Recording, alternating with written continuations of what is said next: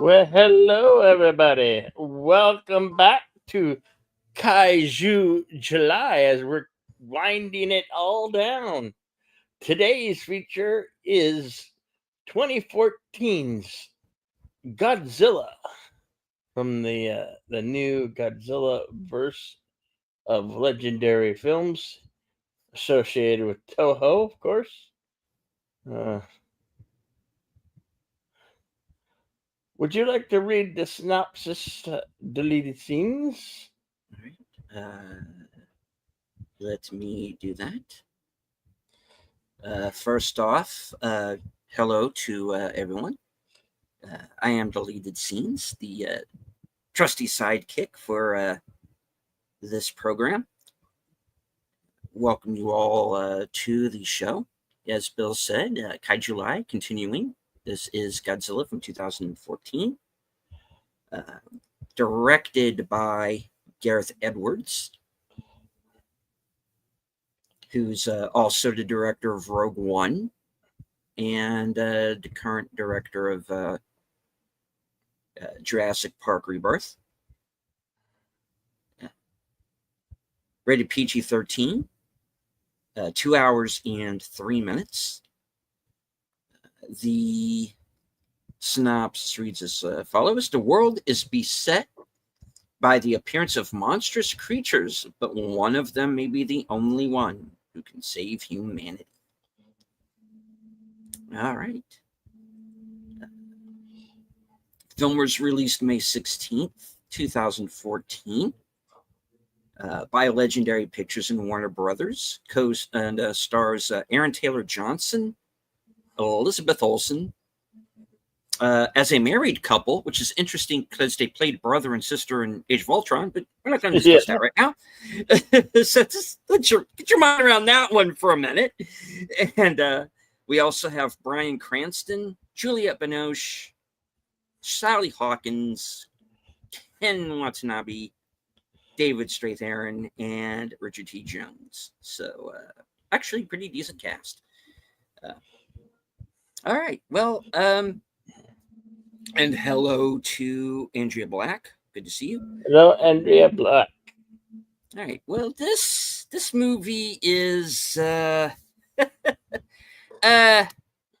is going to be an interesting rewatch for me. I'm going to say this up front, folks. And I do not want this to be to kind of influence anyone. I am not a fan of this film. It has some good performances in it, and it has some decent scenes, and I'll point them out when we get to them. This is a movie I had some issue with, and I'll explain why as we go. But yeah, so this is a movie I have not watched in a while, but I'm going to give it its fair due. I'm giving it a second chance today. And hello to Connie Cleary. Hello, Connie. Bird Woman of YouTube. Glad to see you. Glad that you're on the mend. All right. Another thing I do want to remind everyone of right now is YouTube's guidelines when it comes to showing certain films. Obviously, this film is not in the public domain. So we can't air this movie live as much as we would like to. However, there are other ways to watch. If you are following along with us live, you can watch on Cosme.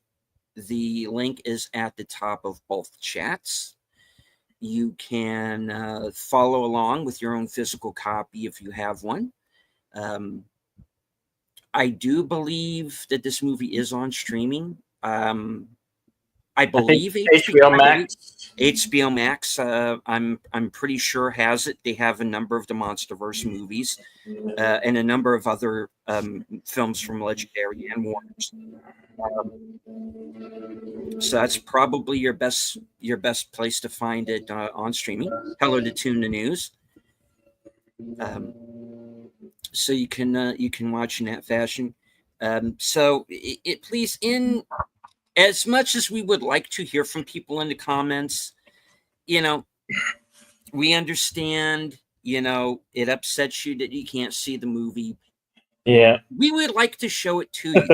yeah. It is a YouTube guideline here in America that that unless the movie is public domain, we can't do it. So we would love to have them network dollars where we could just have the license and show it to you here, but we can't. we're not Daddy Warbucks, and we have to abide by the rules. So yeah. So one thing to do is to support the creators who do want to bring you good entertainment, and that's all we're trying to do here. Think of this as a DVD commentary. Pretty much, yeah.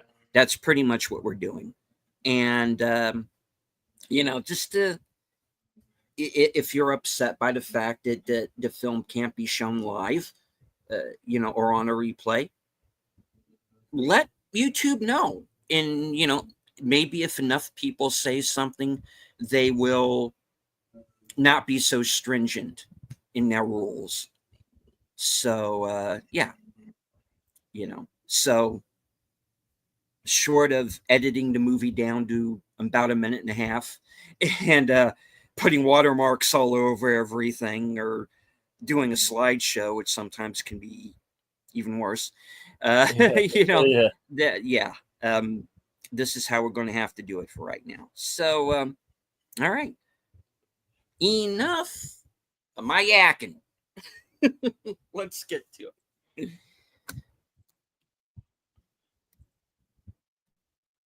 I'm loading up right now. All right.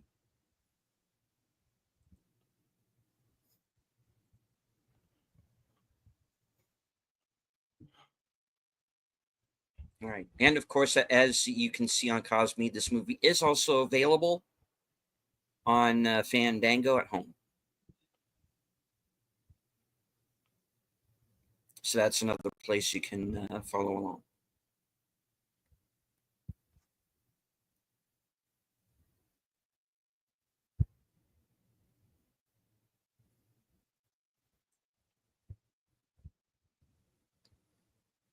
Santiago Chavez, good to see you, sir.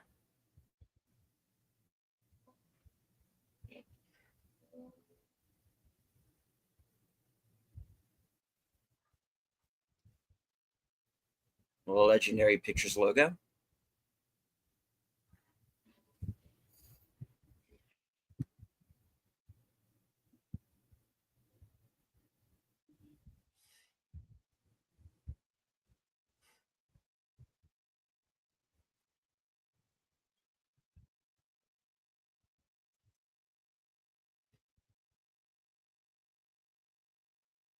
I do like these credits. I'll give you that.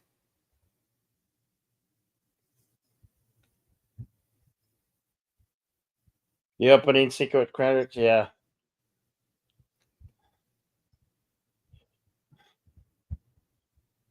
Obviously, if this was the how would you put that in the Legendary series, this one picks up right after Kong Skull Island. Mm-hmm. So in Rudimentary, this would be the one you would watch, even though it came before Godzilla Monster or Kong Skull Island.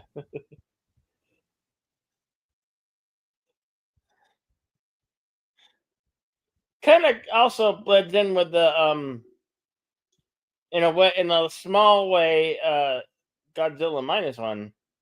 which I hear they're gonna be doing a sequel for. Mm-hmm. Well, they certainly left it open for a sequel. So. And of course, we opened July with Godzilla -1 color.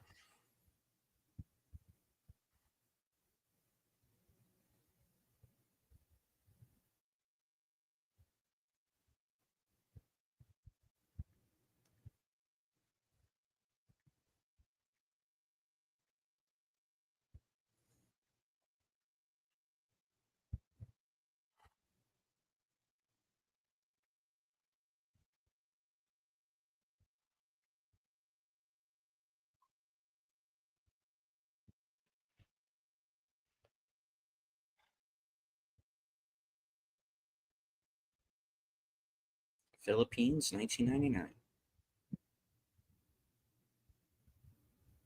I believe, this also has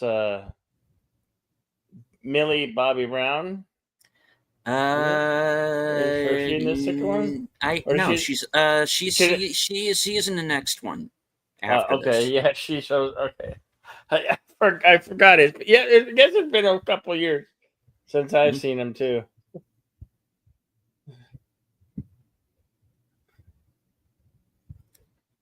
And here we have the introduction of Dr. Serizawa, who was also a character in the original 1954 film. And in this version, he is pretty much running Monarch. Oh, and Bryan Cranston's in this for a little moment, isn't he? And we'll be getting to that when we see him, because I definitely have a few things to say there.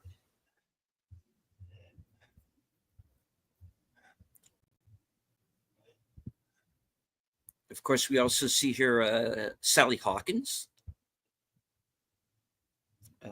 Won the Oscar for Shape of Water. And is out in a movie right now called Bring Her Back, from the makers of Talk to Me.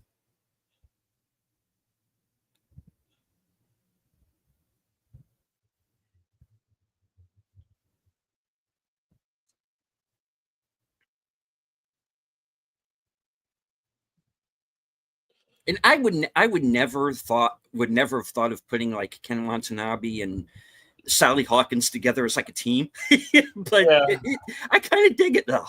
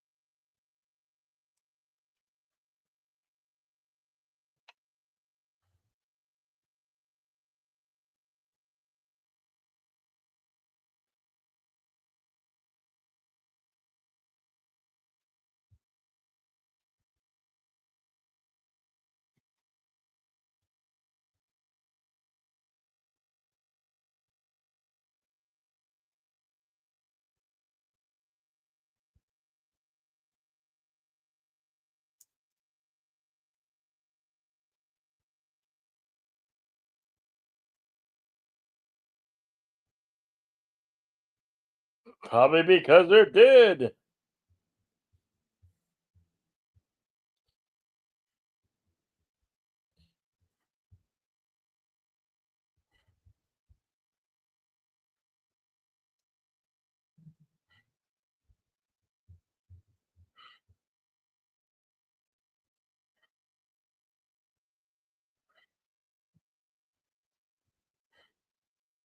Banjira, Japan.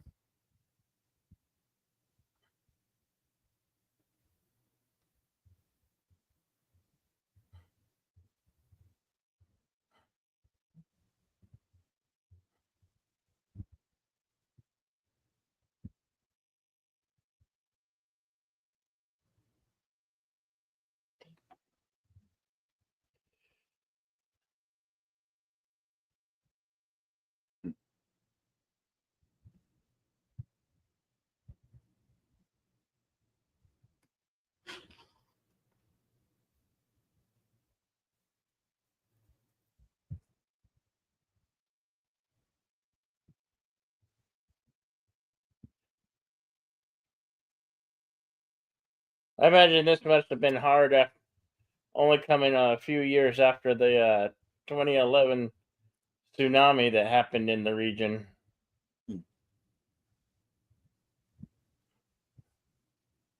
Well, one of the things that the Godzilla films in particular have always been good at is to sort of indirectly reference things like that. Yeah. This very much is steeped into tsunami.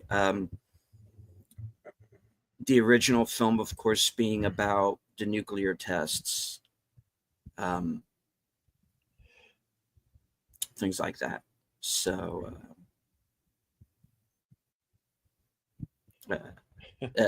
Shin Godzilla is kind of a piss take on the Fukushima meltdown. Still,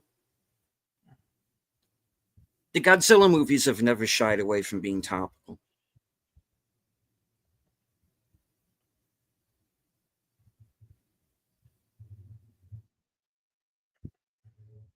And of course, that's what he thinks he's tracking. He thinks this is like an earthquake underwater, basically.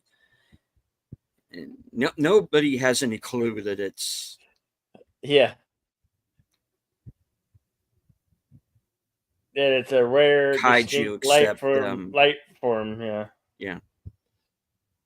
I mean, of course, obviously, Monarch would know that, but Hail, Lady Miss, the emoji queen. Always great to see you, Lady Miss. Memes of Destruction has also joined us. Good to see you, sir. Hey, Memes of Destruction. Cosmolink is at the top of the chat, so please join us there. We are we're probably about 10 minutes in. 10, 12 minutes in. 9. Yeah, 9. Okay, yeah. We're good. Yeah.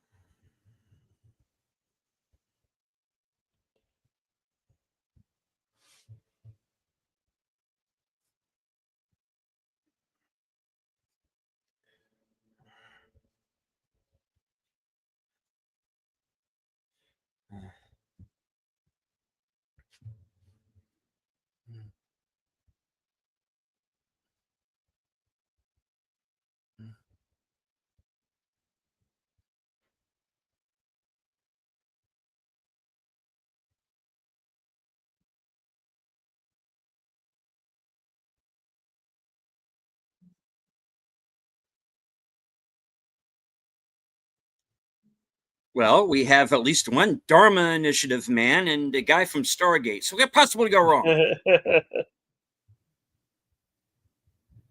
Oh, you got him.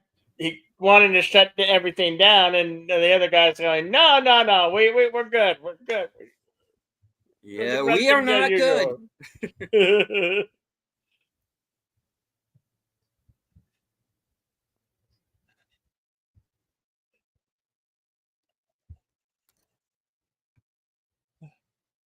I like how they're running ominously from what a radiative cloud of radiation, or when you really actually can't see radiation. So I don't know. I don't understand why they showing a smoke like presence. Yeah, be dramatic, I guess. Because actual radiation, you can't see it. You can't smell it. It's just there. It's isotopes in the air.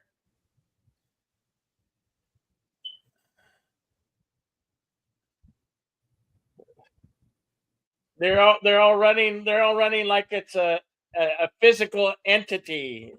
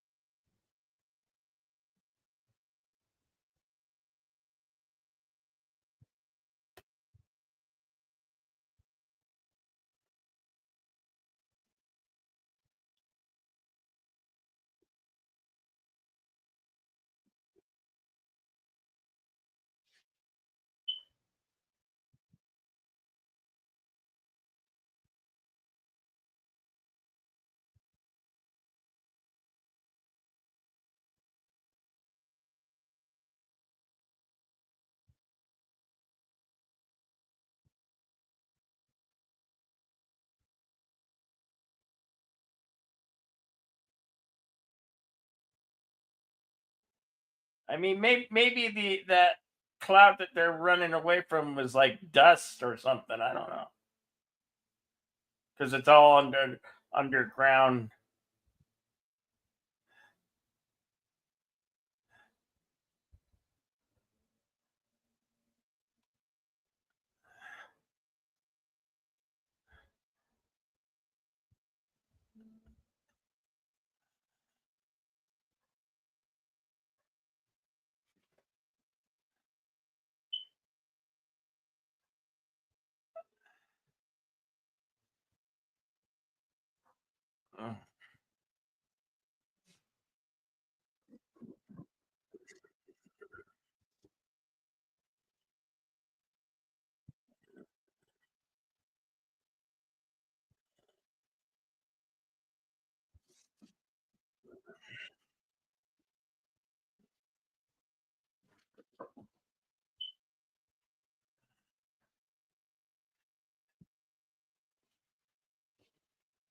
Mm.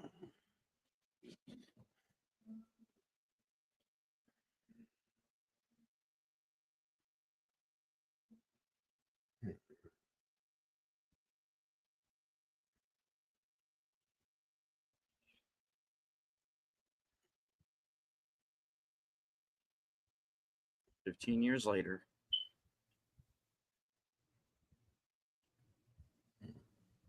And of course, the boy grows up to be Aaron Taylor Johnson.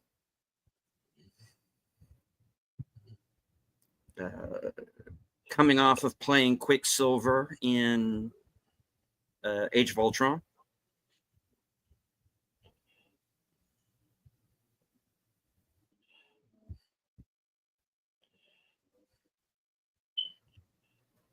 Not to mention Kick-Ass. Mm-hmm. 1 and 2. Mm-hmm. And can currently be seen in 28 Years Later.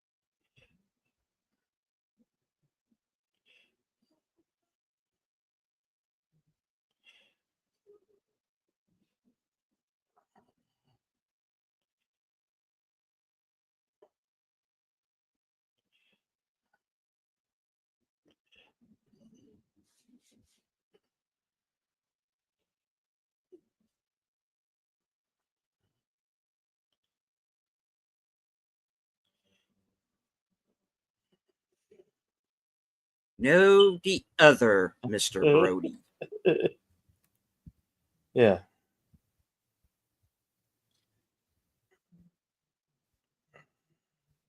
And you need no singing stinking the praises of pants.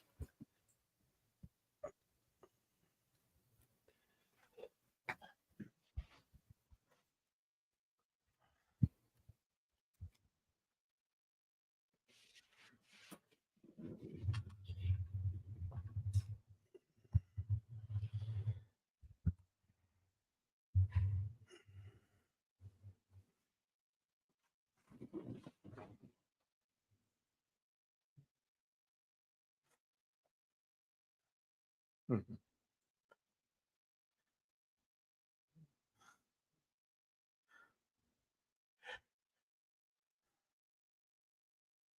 Yeah, he ain't Malcolm the Middle's father anymore.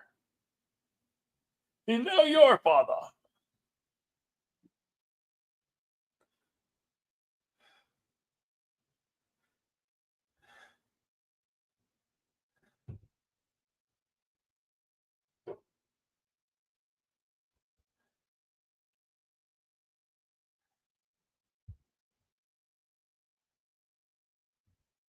Tokyo.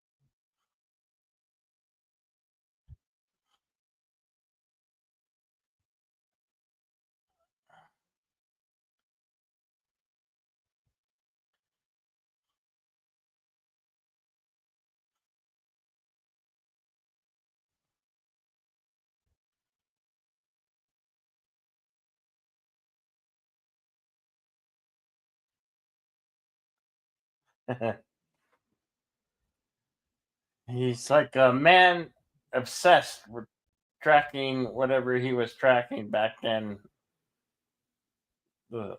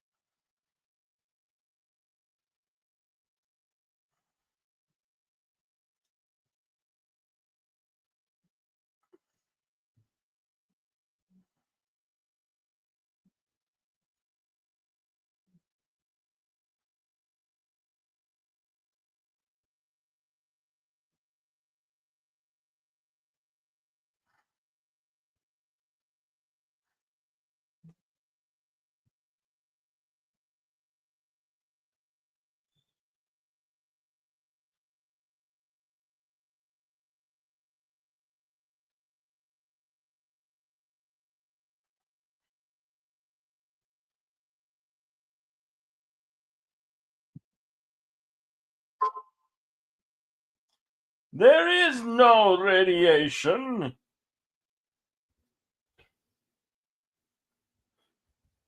There is only the idea of fear. And I don't know why I'm trying to sound like Bane. I'm just rolling with it.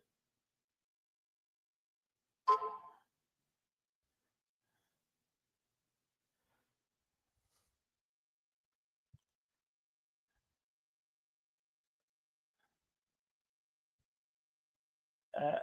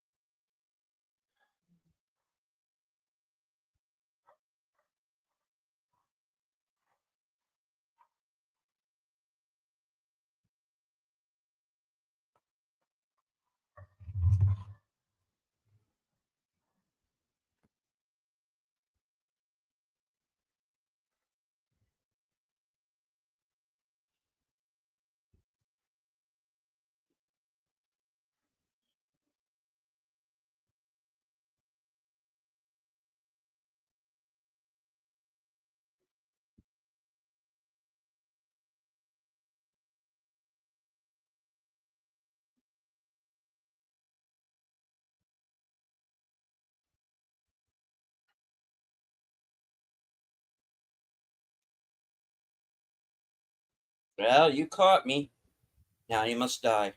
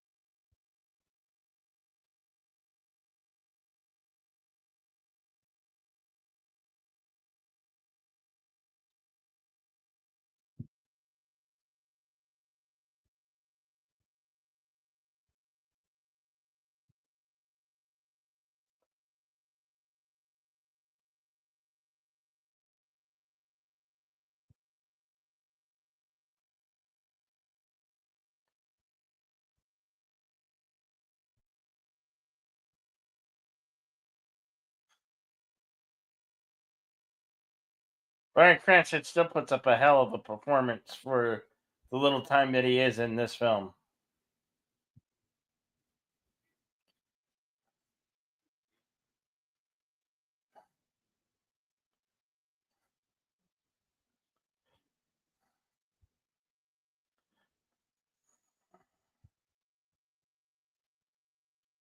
Because you've been lied to all this time.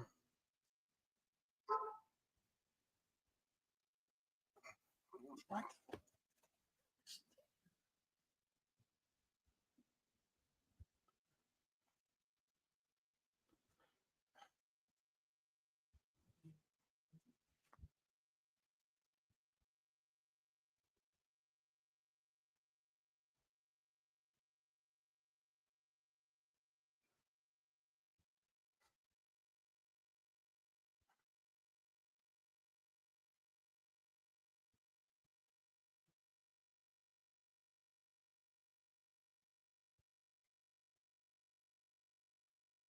And it acts.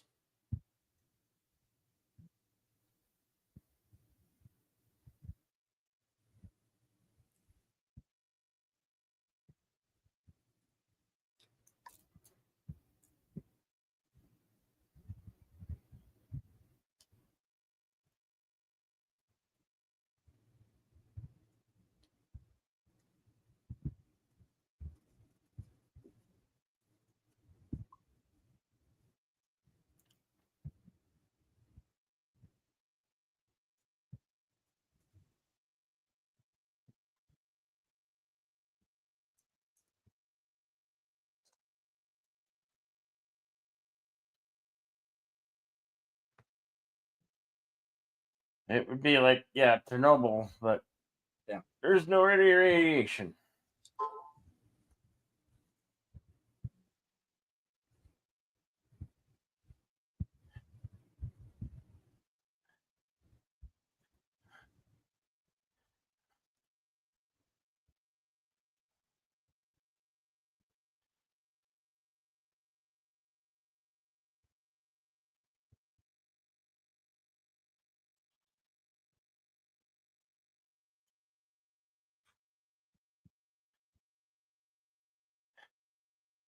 That some type of moss growing on everything. So plant life is thriving in the region, which would be odd for an exclusion zone filled with radiation. Everything should have died and be died off and not alive.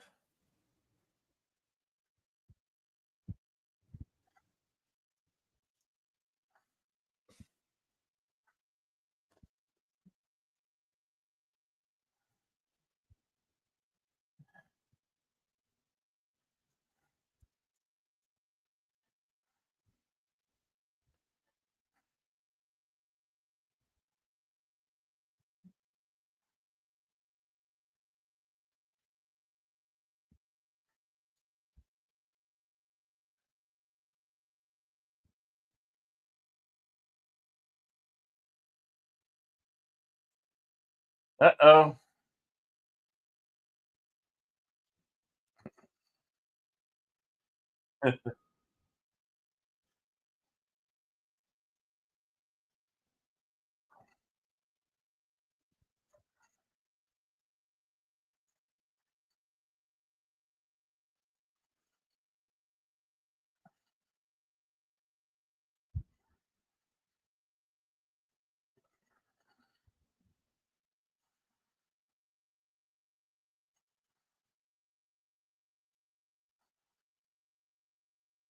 Well, they were just picked up by the authorities in the exclusion, what they were calling the exclusion zone.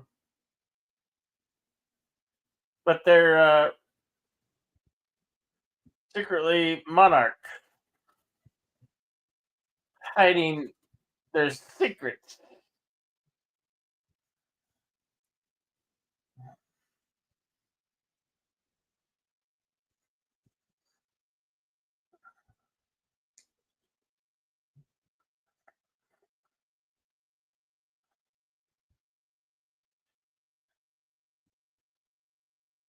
So this thing is like a giant egg sac that holds a rare life form in it. Not trying to spoil. Not trying to spoil. Just going what I can remember.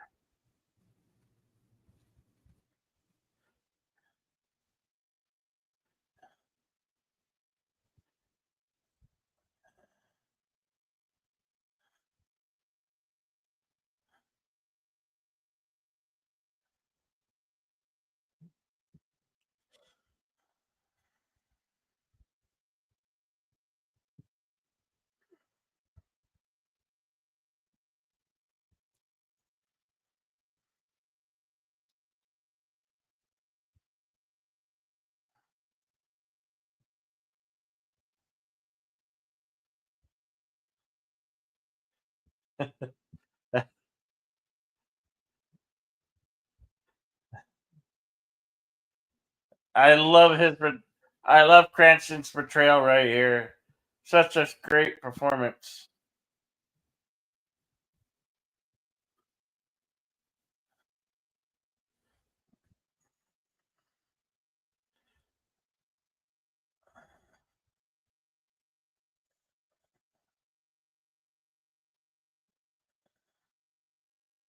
Oh yeah.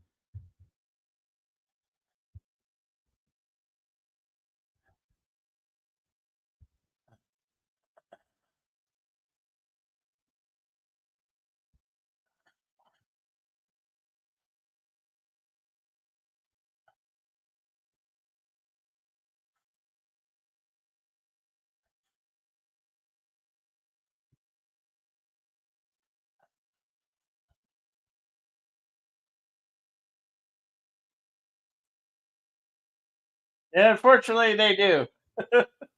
Yeah.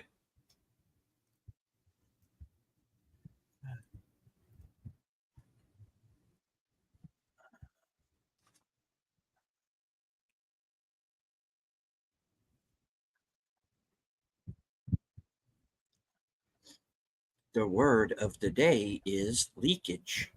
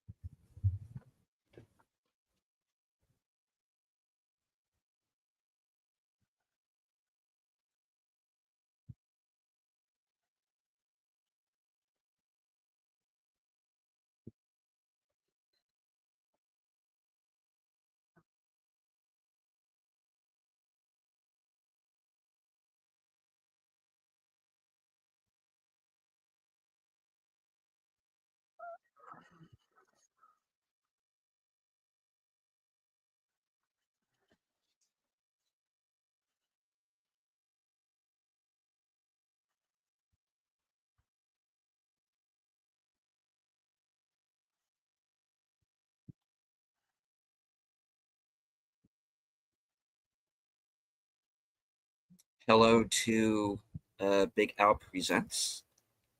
Hello, Big Al.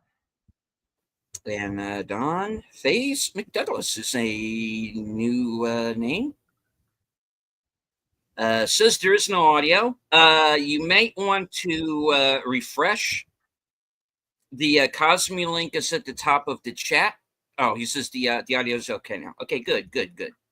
Yeah. Yeah, please chat. Let us know if there's any audio problems either with us here on YouTube or on the Cosme side. Yeah. especially with my audio, because I just installed a new modem a couple of days ago, and I want to make sure everything's working 100%. Oh yeah, you're coming through 5x5, man. Okay, good. Can we get a timestamp, Bill, for Oh yeah, people joining us? Oh, looks like that's right. 35:15. And this is our first view of what's referred to in the legendary monster versus a Muto. And these are the unidentified kaiju. Well, I mean, obviously, we got that glimpse of Godzilla at the very beginning, but this is the first time we're seeing a kaiju up close. Yeah.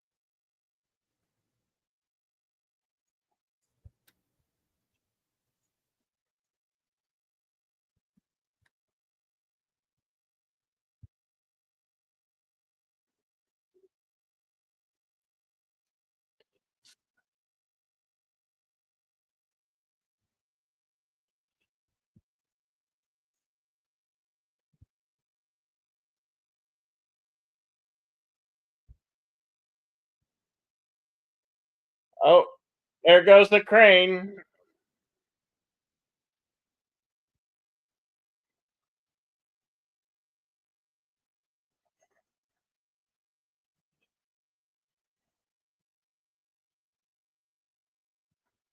Oh, crap. Yeah.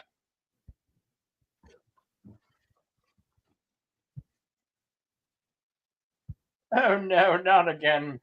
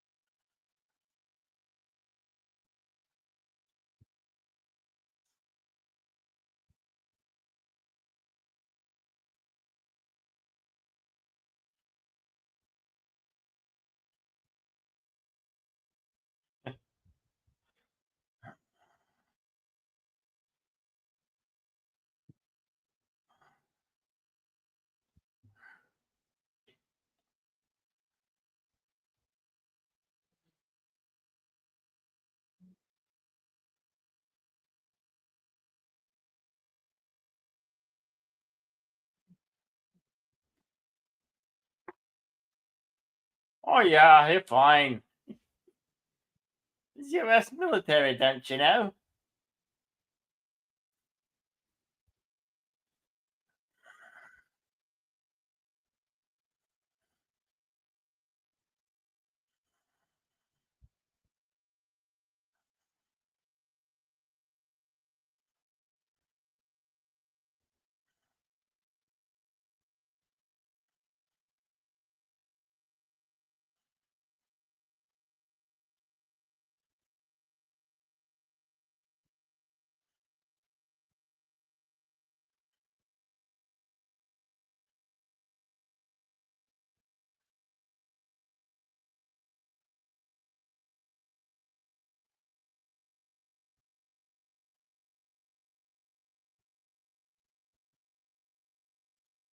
I appear to be out of them.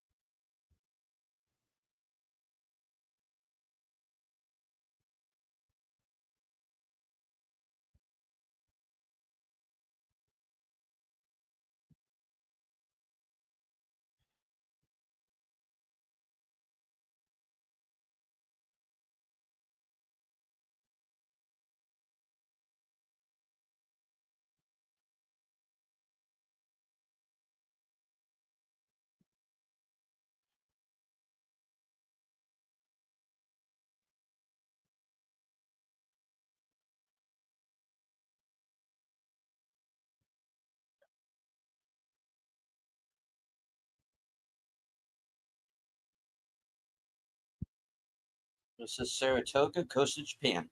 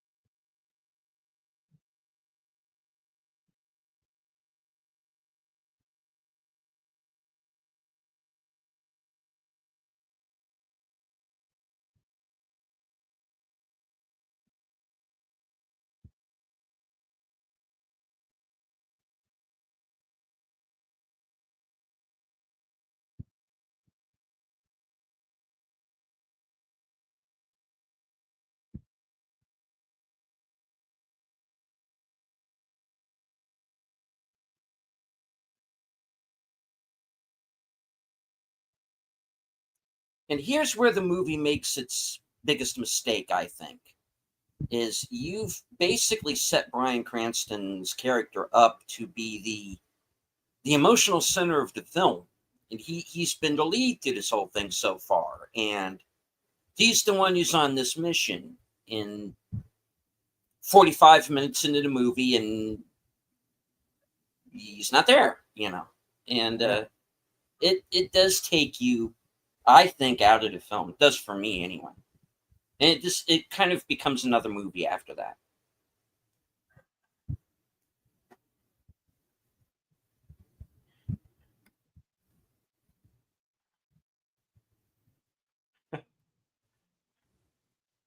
Well, prima donnas cost a lot of money,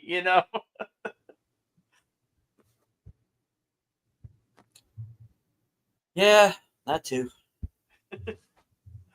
Can only afford it for the little part of the film.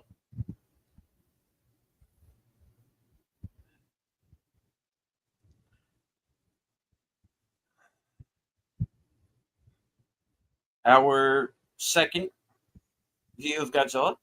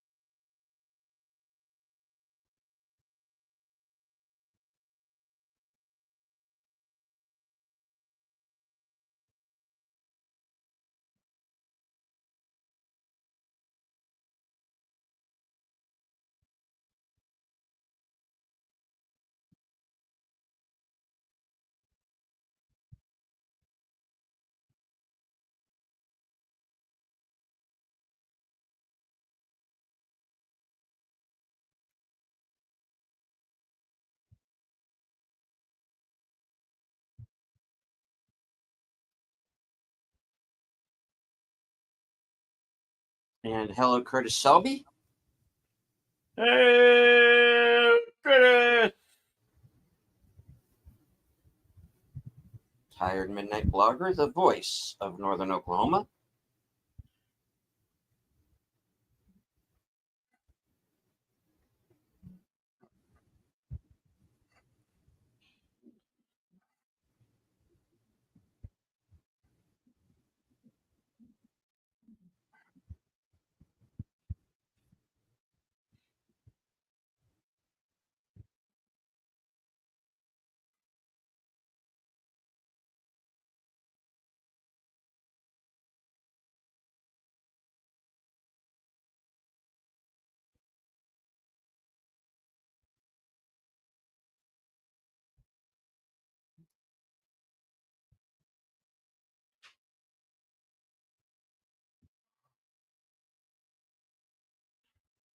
Honolulu, Hawaii.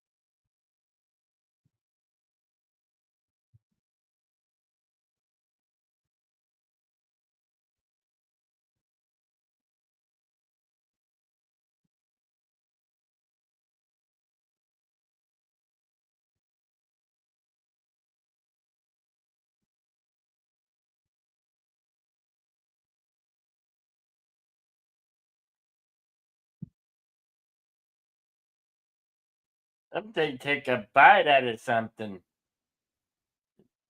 Giant spider. It's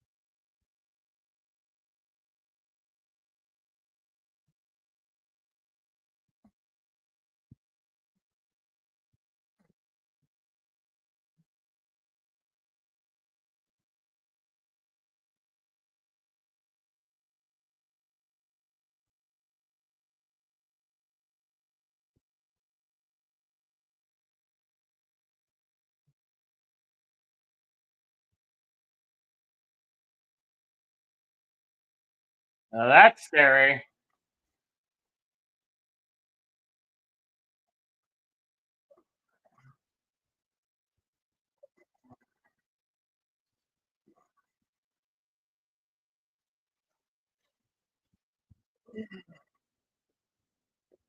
This one has wings.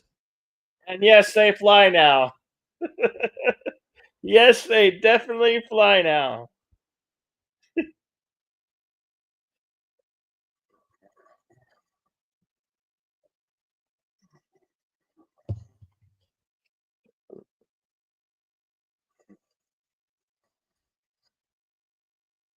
No, you can't go short round.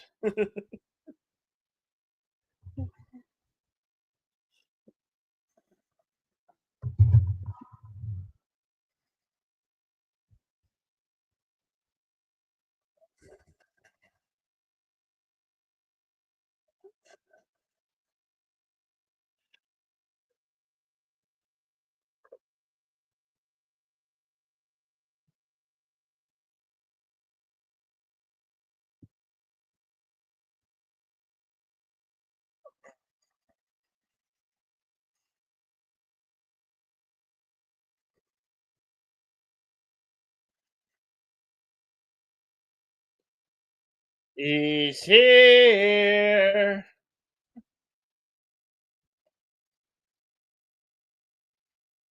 And he is pissed.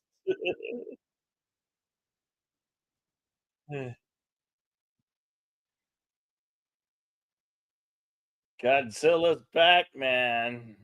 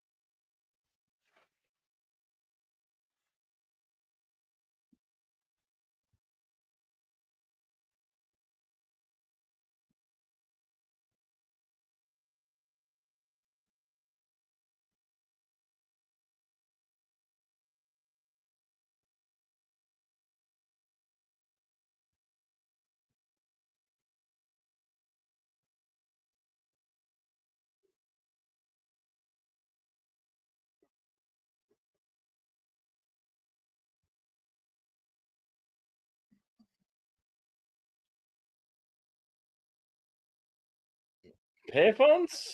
We don't have no stinking payphones.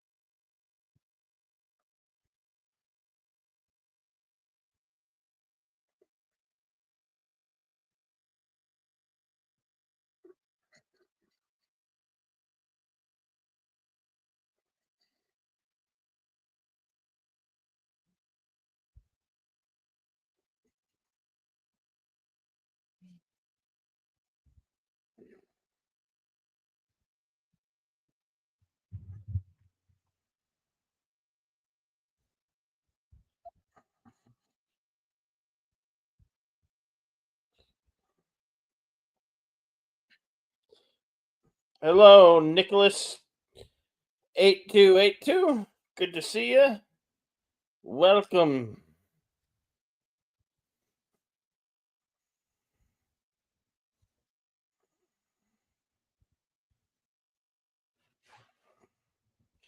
This is Godzilla from 2014.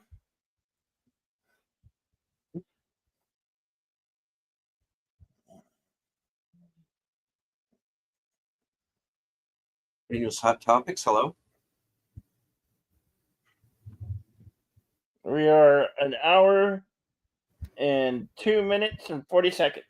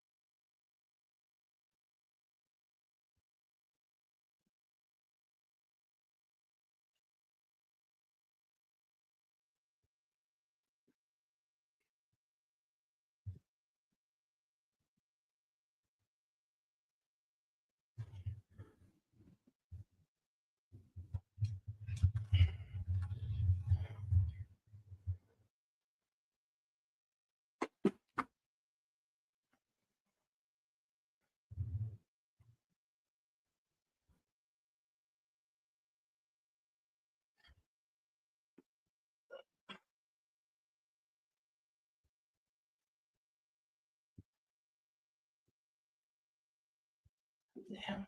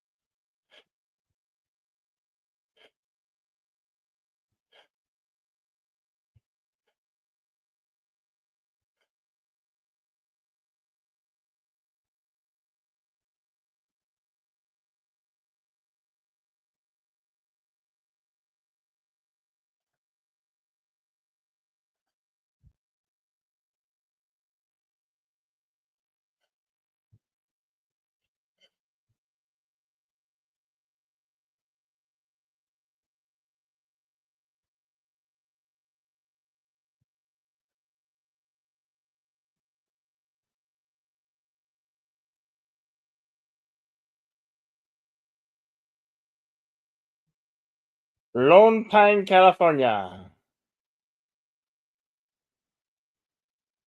Mm. Mm.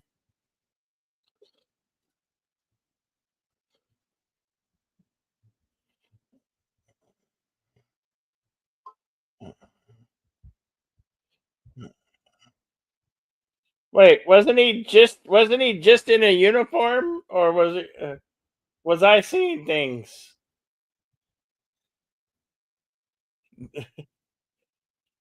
The, I don't believe he was. No. okay.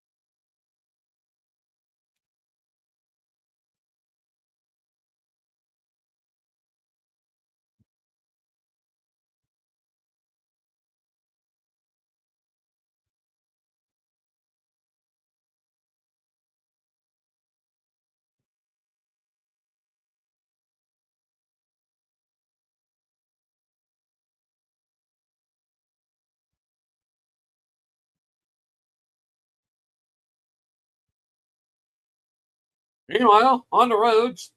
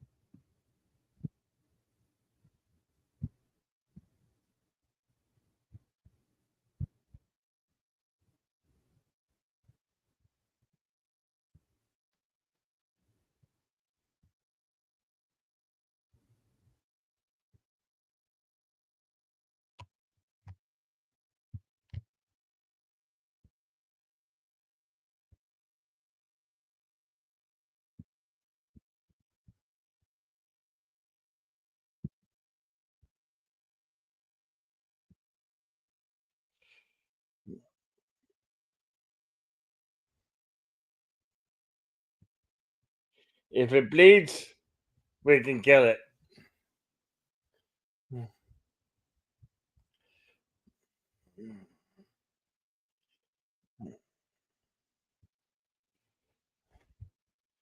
But then you'll be killing lots of civilians, not to mention rudimentary plant life for 30 plus years.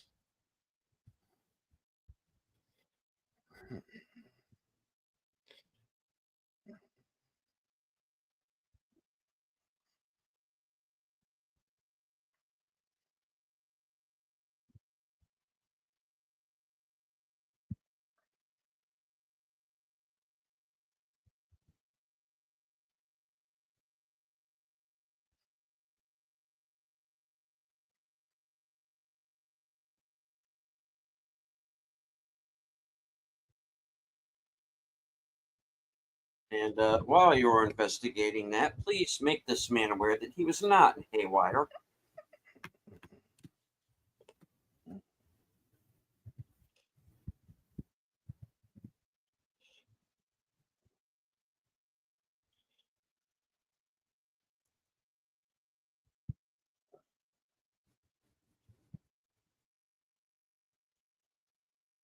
You're also not Snake Eyes. It was Ray Park.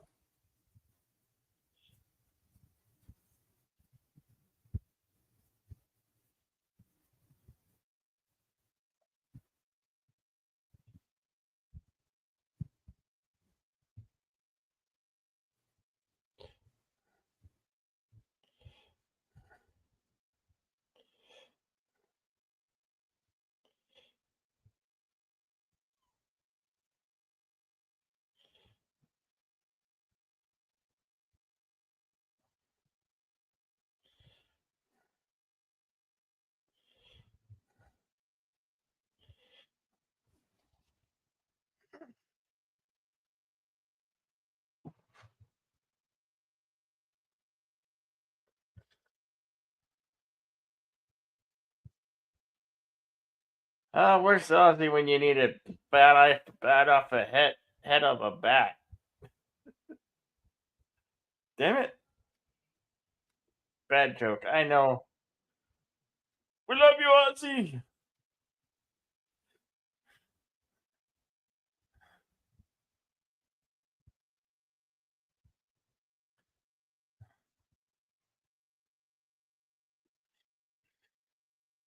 Look out! Damn it. Stop throwing tanks at us.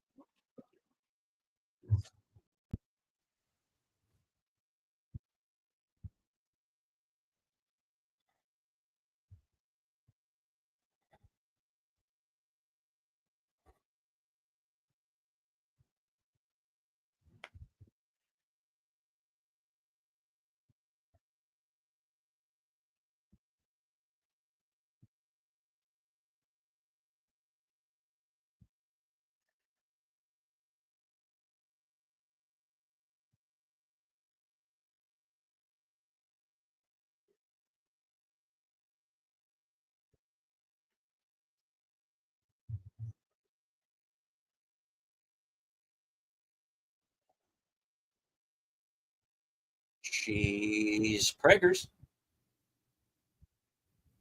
Yeah, she was carrying an egg sack.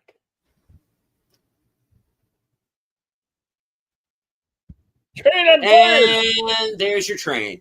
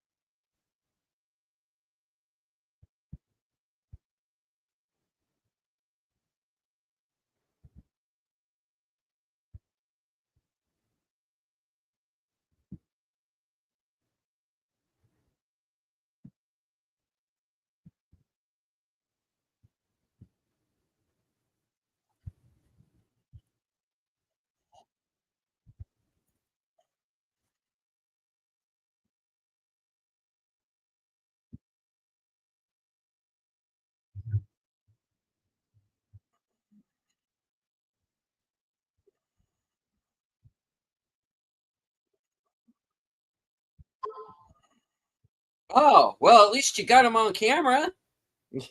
Briefly for... Yeah. All right, folks, I'm going to tell you my second main problem with this movie right now. Godzilla is only in this movie for 8 minutes. Yeah. Of a 2-hour film called Godzilla. It's a Godzilla movie that barely has Godzilla in it. Yeah. Yeah, and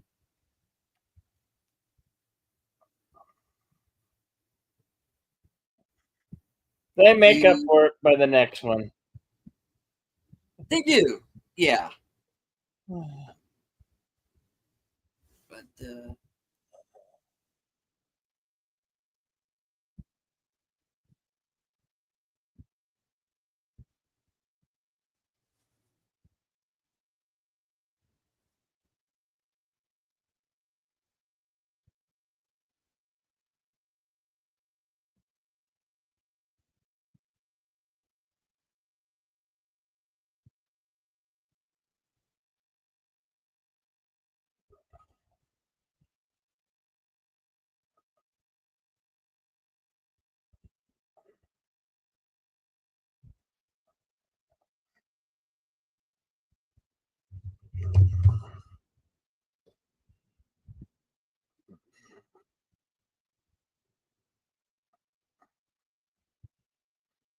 thank you, random nurse lady. I feel like I should know.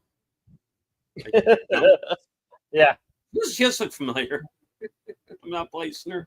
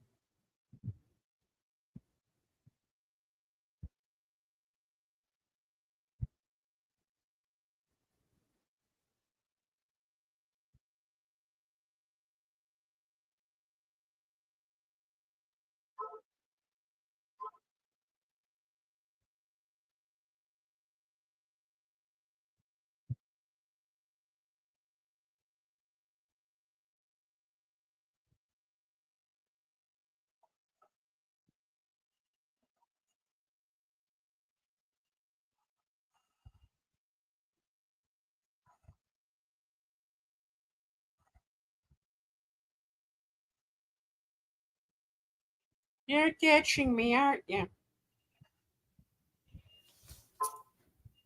This whole Godzilla thing has been an elaborate ruse just for you to get rid of me, isn't it?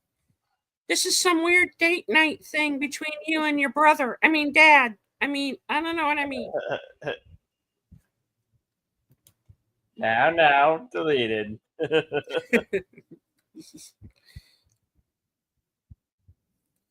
Just trying to picture the film from Sammy's point of view, guys. Oakland, California Tactical Operations Command.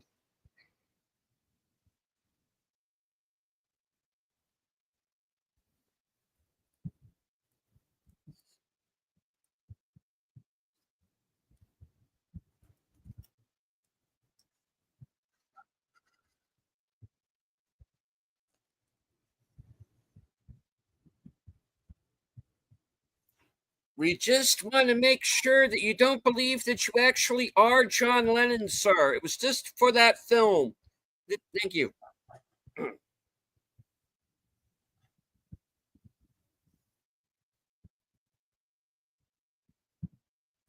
Still avoiding the camera, sir.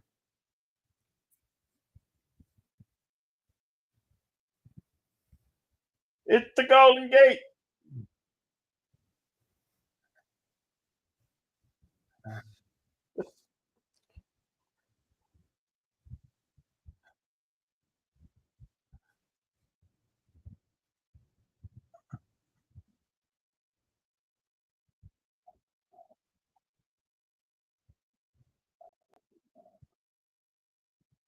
There's always kids on a bus on the Golden Gate Bridge.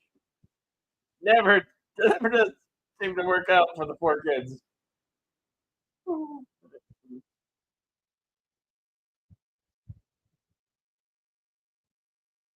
Those are Marine tanks.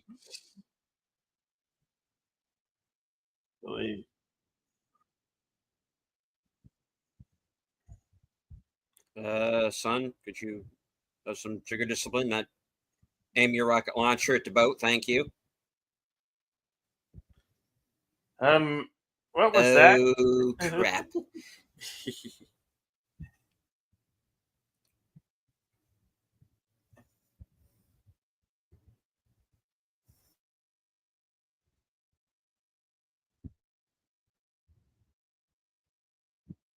It's the birds. But they're not attacking us.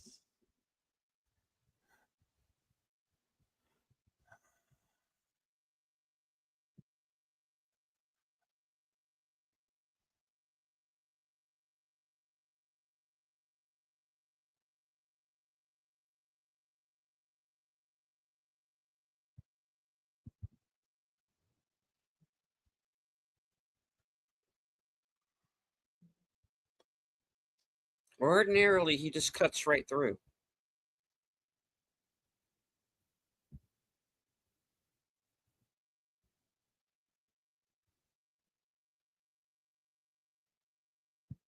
Oh, darn!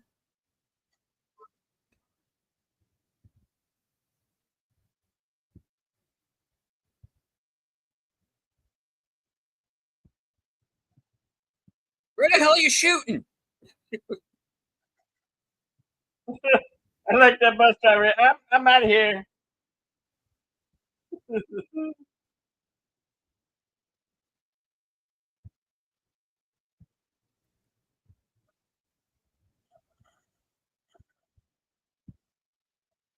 Yeah, no shit.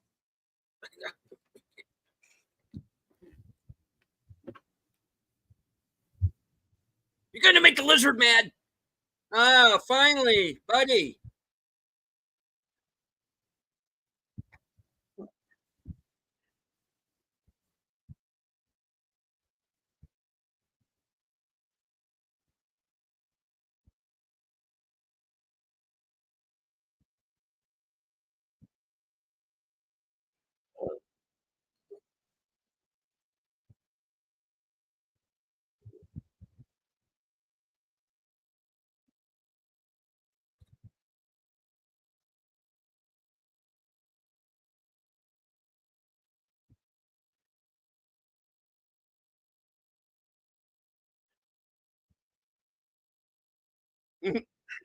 Yeah, I know, right, Connie?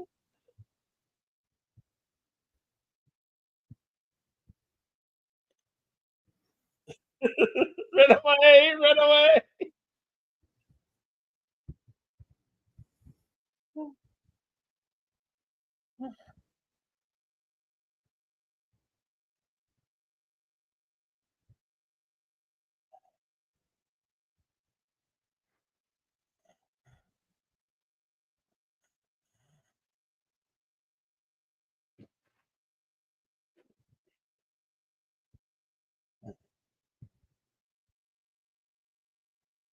Everything electric just stops.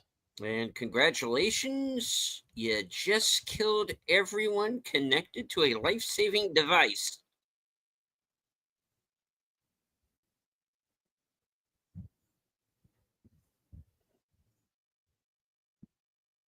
Oh yeah, and those guys.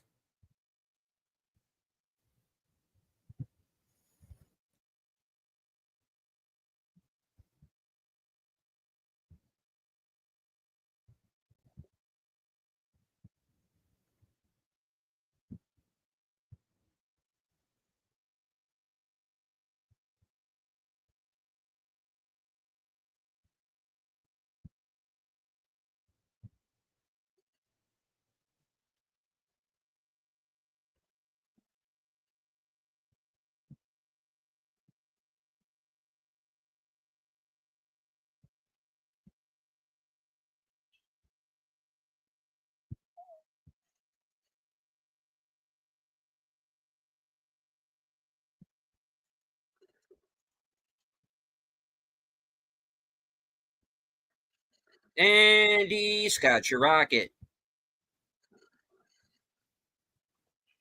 Well, to be fair, he only uses it as a buffet.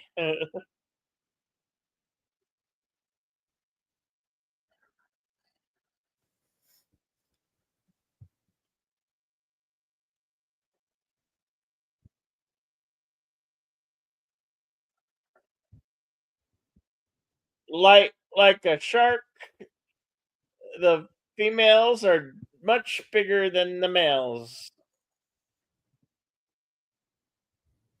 Females are the biggest. Going to hook him and let him call him George. Yeah.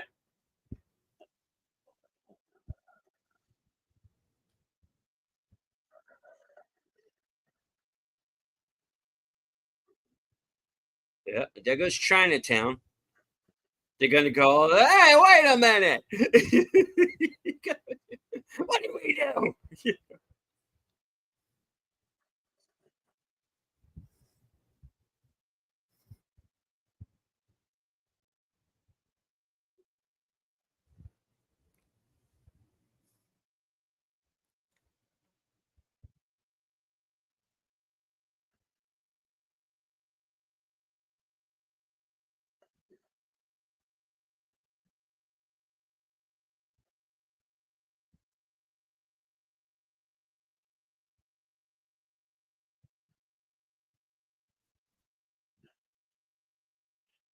Hey, weren't you that guy from Encino Man?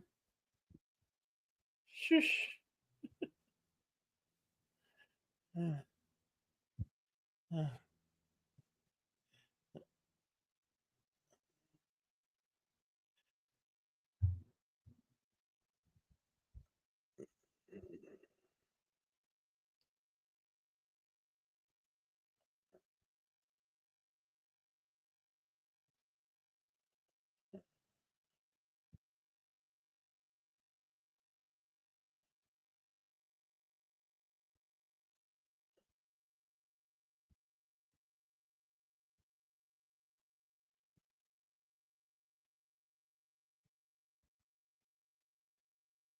How do I get out of this chicken shit outfit?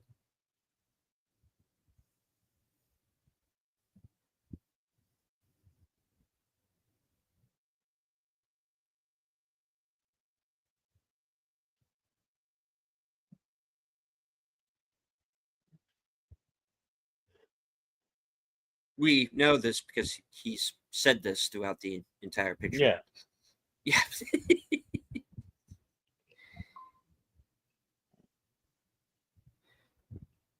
Like we like the audience needs reassurance. Like, what are we doing here, man?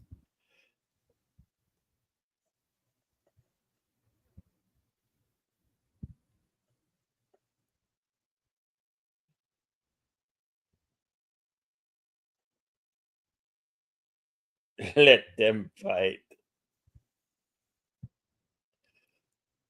These people who are still in their offices for some reason.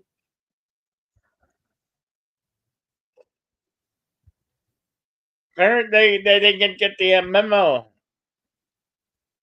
There are monsters attacking the city. Get out.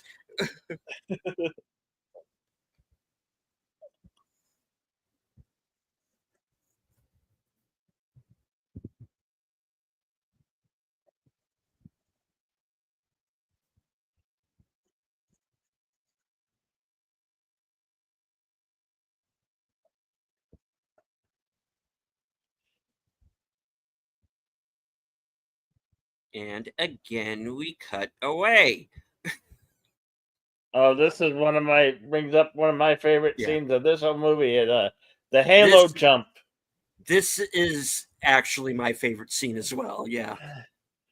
I love the Halo jump scene. Yeah.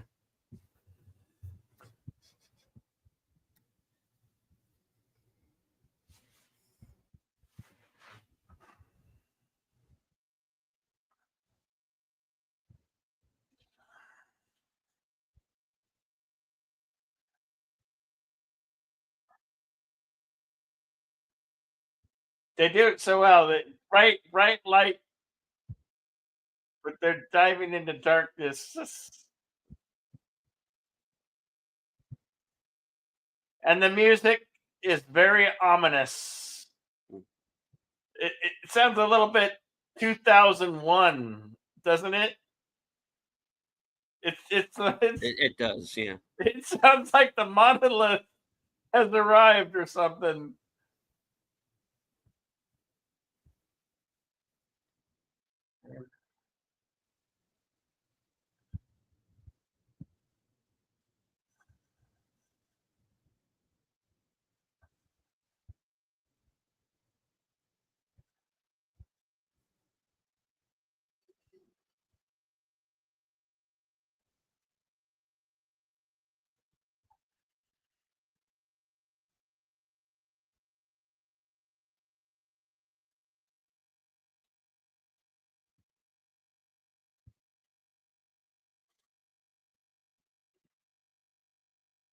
And I'm free falling. Oh, sorry.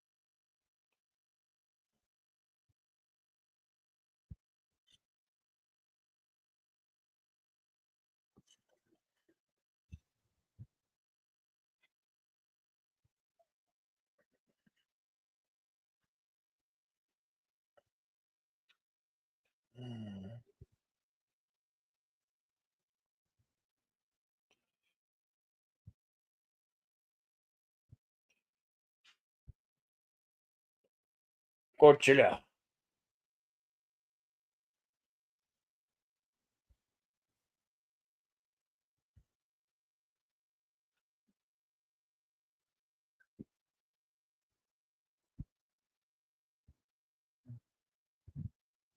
Talk about dragon breath.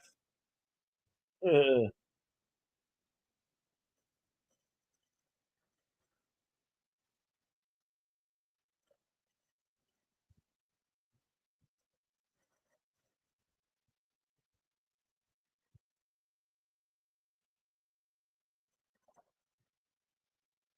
and the kaiju battle resumes. Godzilla in this corner, female kaiju in the other corner. Godzilla for the big takedown.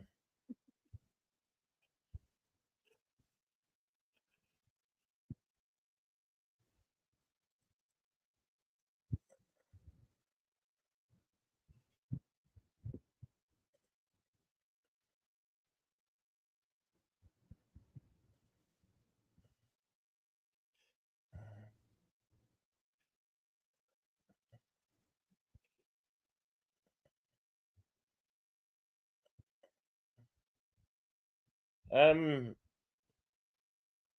We seem to have a giant egg sack in the middle of Chinatown. Oh boy. It's not mine.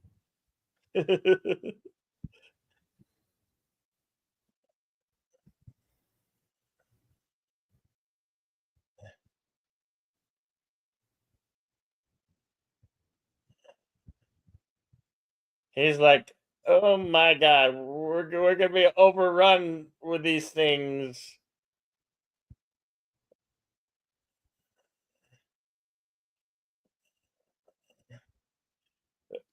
It's cool that you can see the little embryos inside the eggs moving around.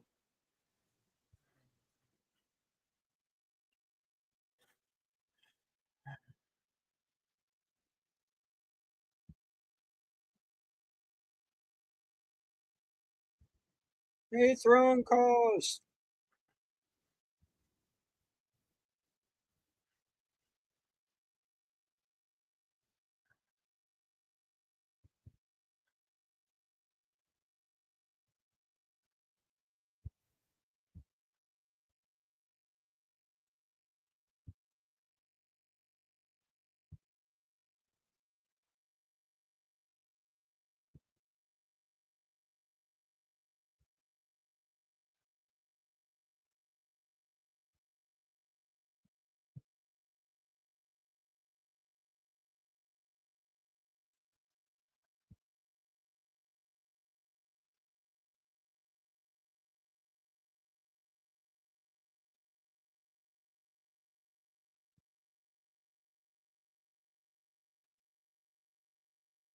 Godzilla's getting a little double team action here by the male and female.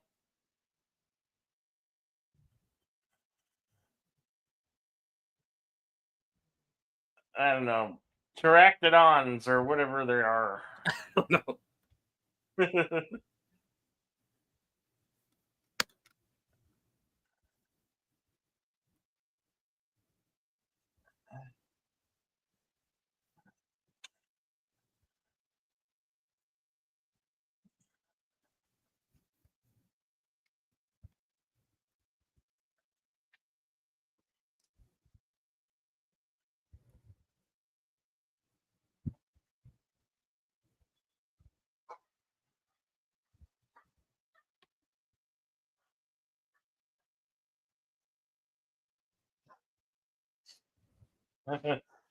I don't know if I would have went to a Godzilla fest. I think it would have been really fun, but sadly I didn't make it to that.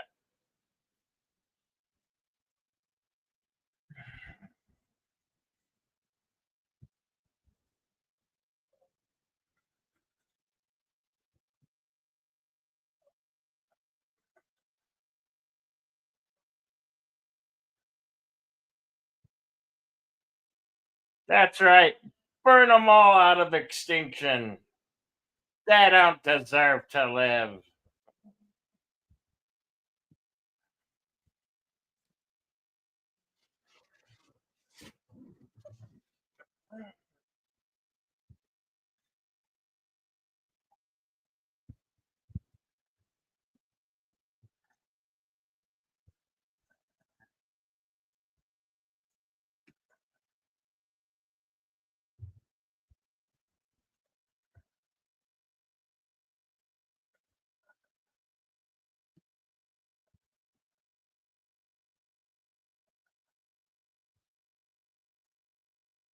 You can't save your babies. They're gonna burn. Let them burn.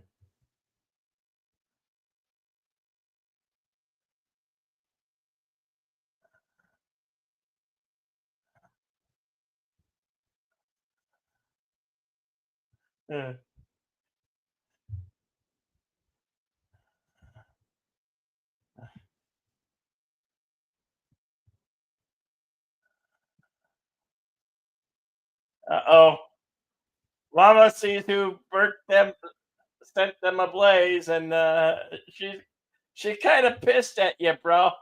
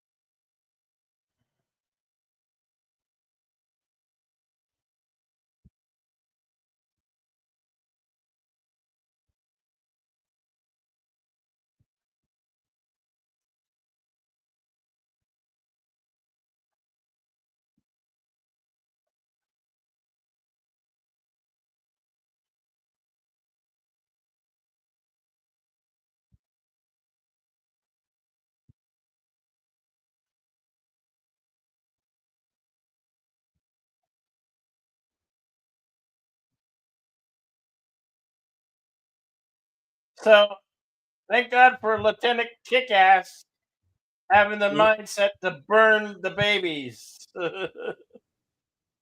He's a baby killer. But he's the right type of baby killer.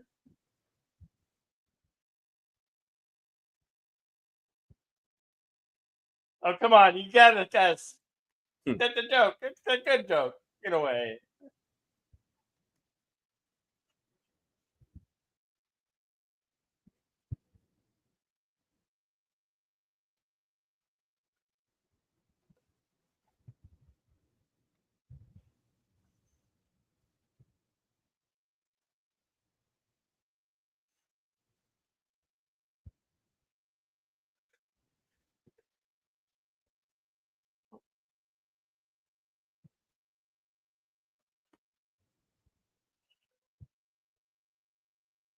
Oh, crap.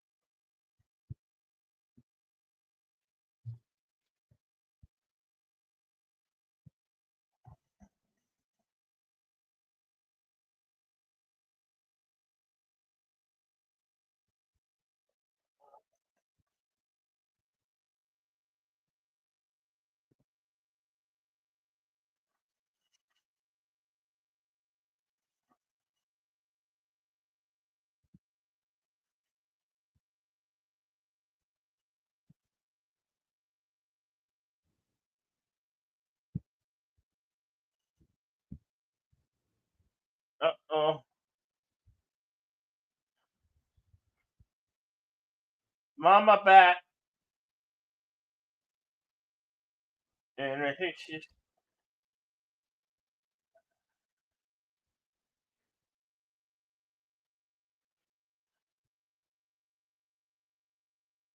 And more firepower.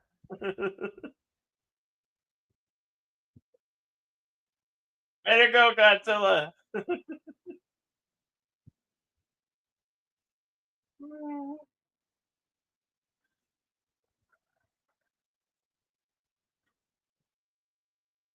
That should do it. Yeah.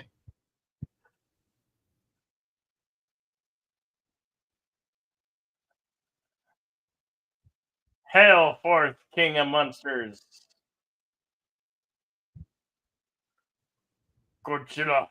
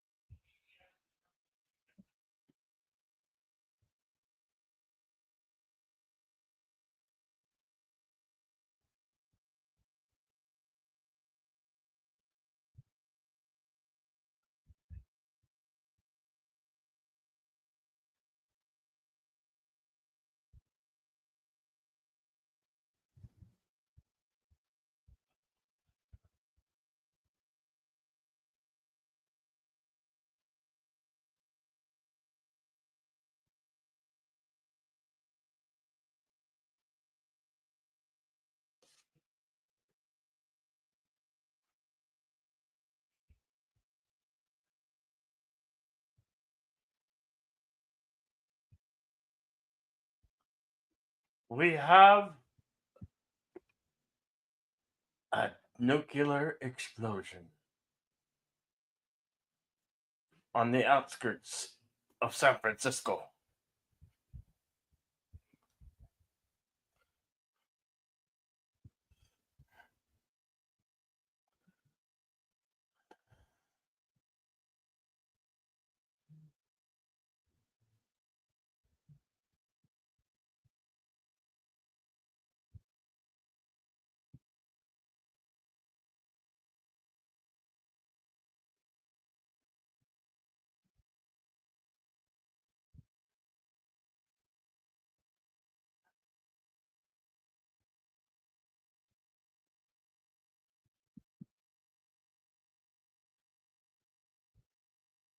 They're at the old Candlestick Park.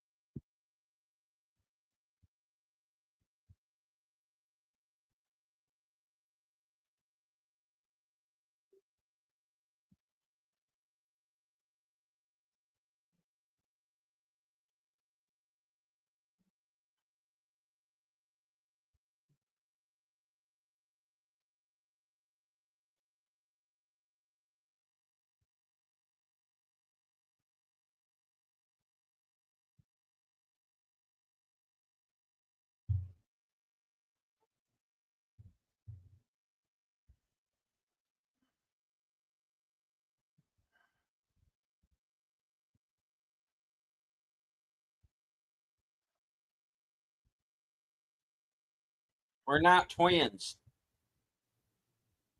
Mm-hmm.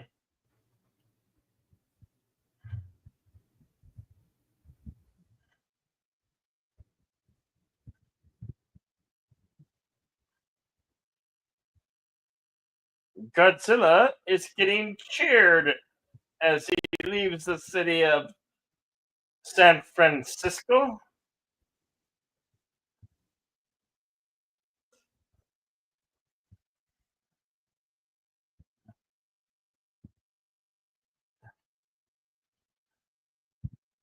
You're welcome, humans. Just stop firing missiles and rockets at me.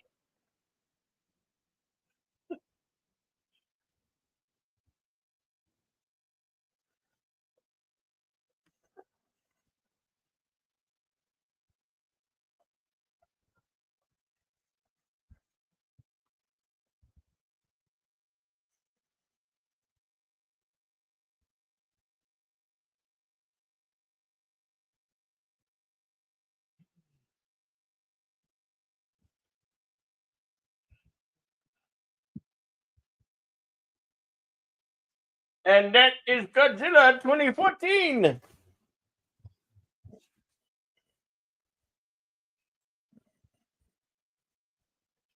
Would you like to consult the scrolls? We will consult the scrolls.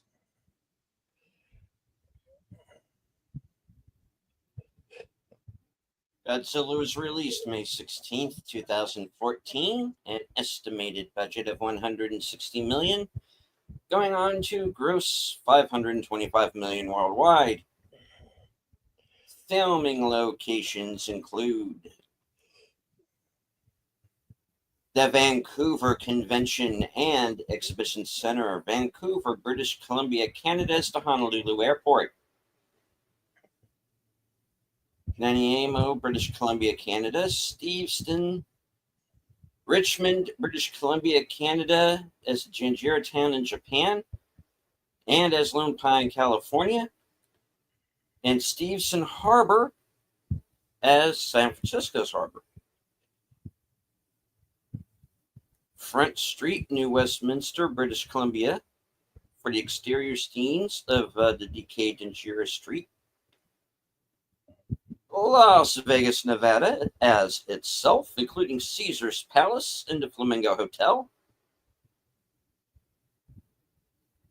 Kapaa Quarry Road, Oahu, Hawaii, as the entrance to the quarry in the Philippines. The Japanese Canadian Cultural Center, 4111 Moncton Street, Steveston, Richmond, British Columbia, Canada, for the school.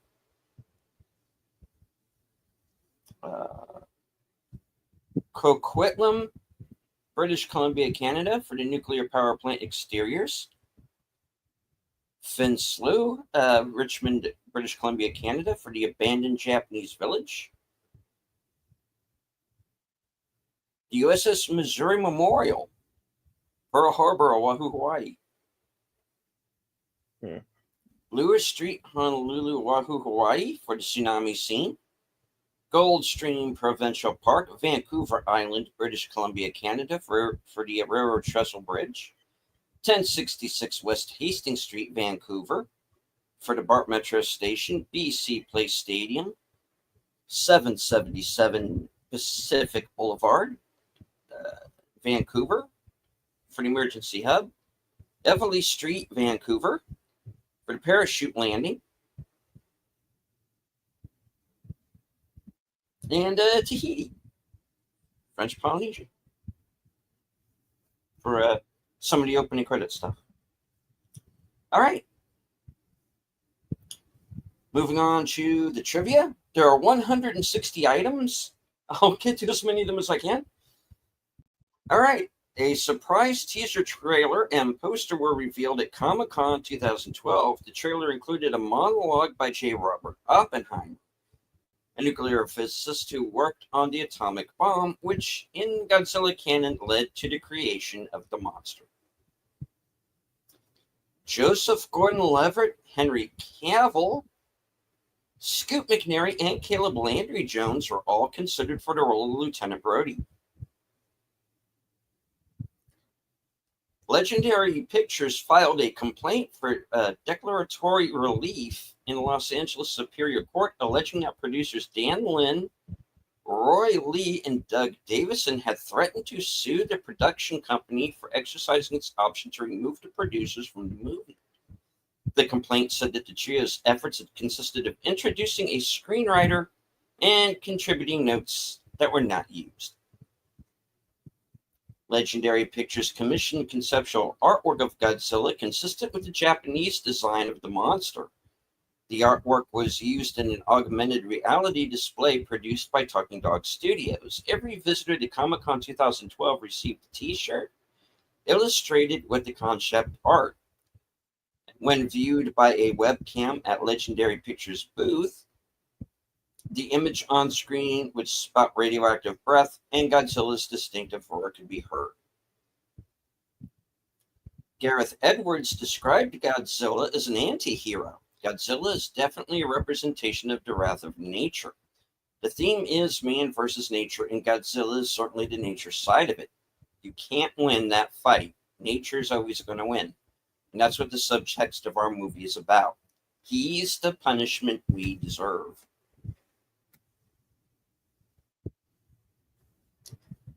All right. Gareth Edwards and the design group reviewed all the previous incarnations of Godzilla's design for inspiration on the final design. The way I tried to view it was, imagine Godzilla as a real creature, and someone from Toho saw him in the 1950s and ran back to the studio to make a movie about the creature and was trying his best to remember and draw it. In our film, you get to see him for real. It was important that this felt like Toho's Godzilla.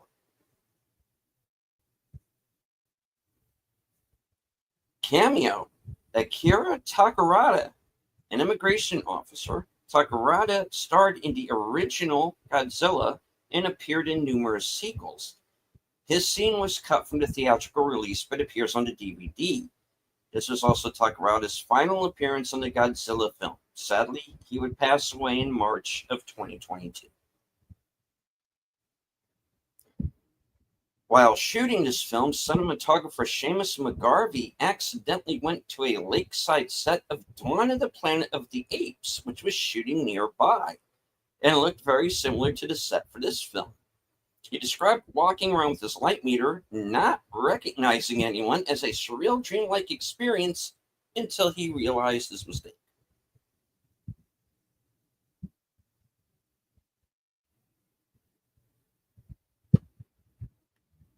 And welcome, Ben Hanzilla Coder. Good to see you, sir.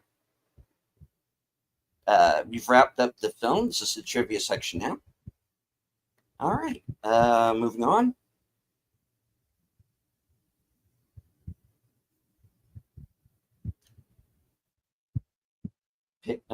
Page jumped on me. Give me a minute. Okay. Oops. For the 1950 scenes, Seamus McGarvey wanted a peeled look with muted colors and diffused highlights. He shot those scenes with vintage 1960s camera lenses that had the shades of black and those scenes digitally tinted in magenta. The last collaboration for Warner Brothers and Legendary Pictures until Pokemon Detective Pikachu and the MonsterVerse Kong Skull Island, Godzilla King of the Monsters, and Godzilla vs. Kong. Godzilla is covered in keloid scars, raised thick patches of skin. The original Godzilla was heavily scarred to evoke the gruesome marks borne by the survivors of the Hiroshima and Nagasaki bombings. Juliette Binoche was convinced to appear in this film after she received a letter from Gareth Edwards. The Muto design was inspired by King Kong, Alien, Jurassic Park, and Starship Troopers.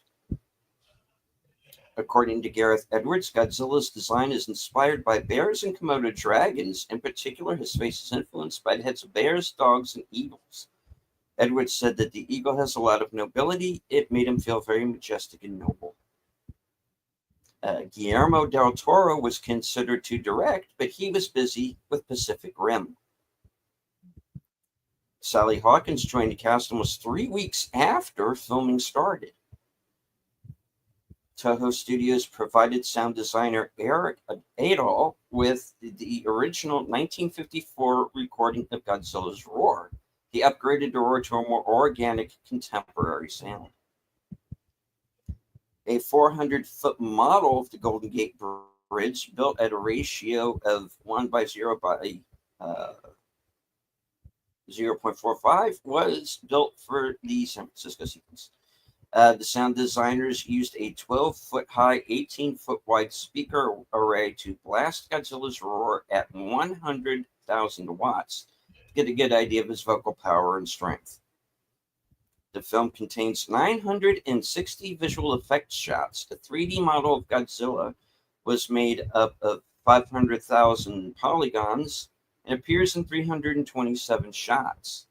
Had the graphics been rendered on a single computer, it would have taken 450 years to render.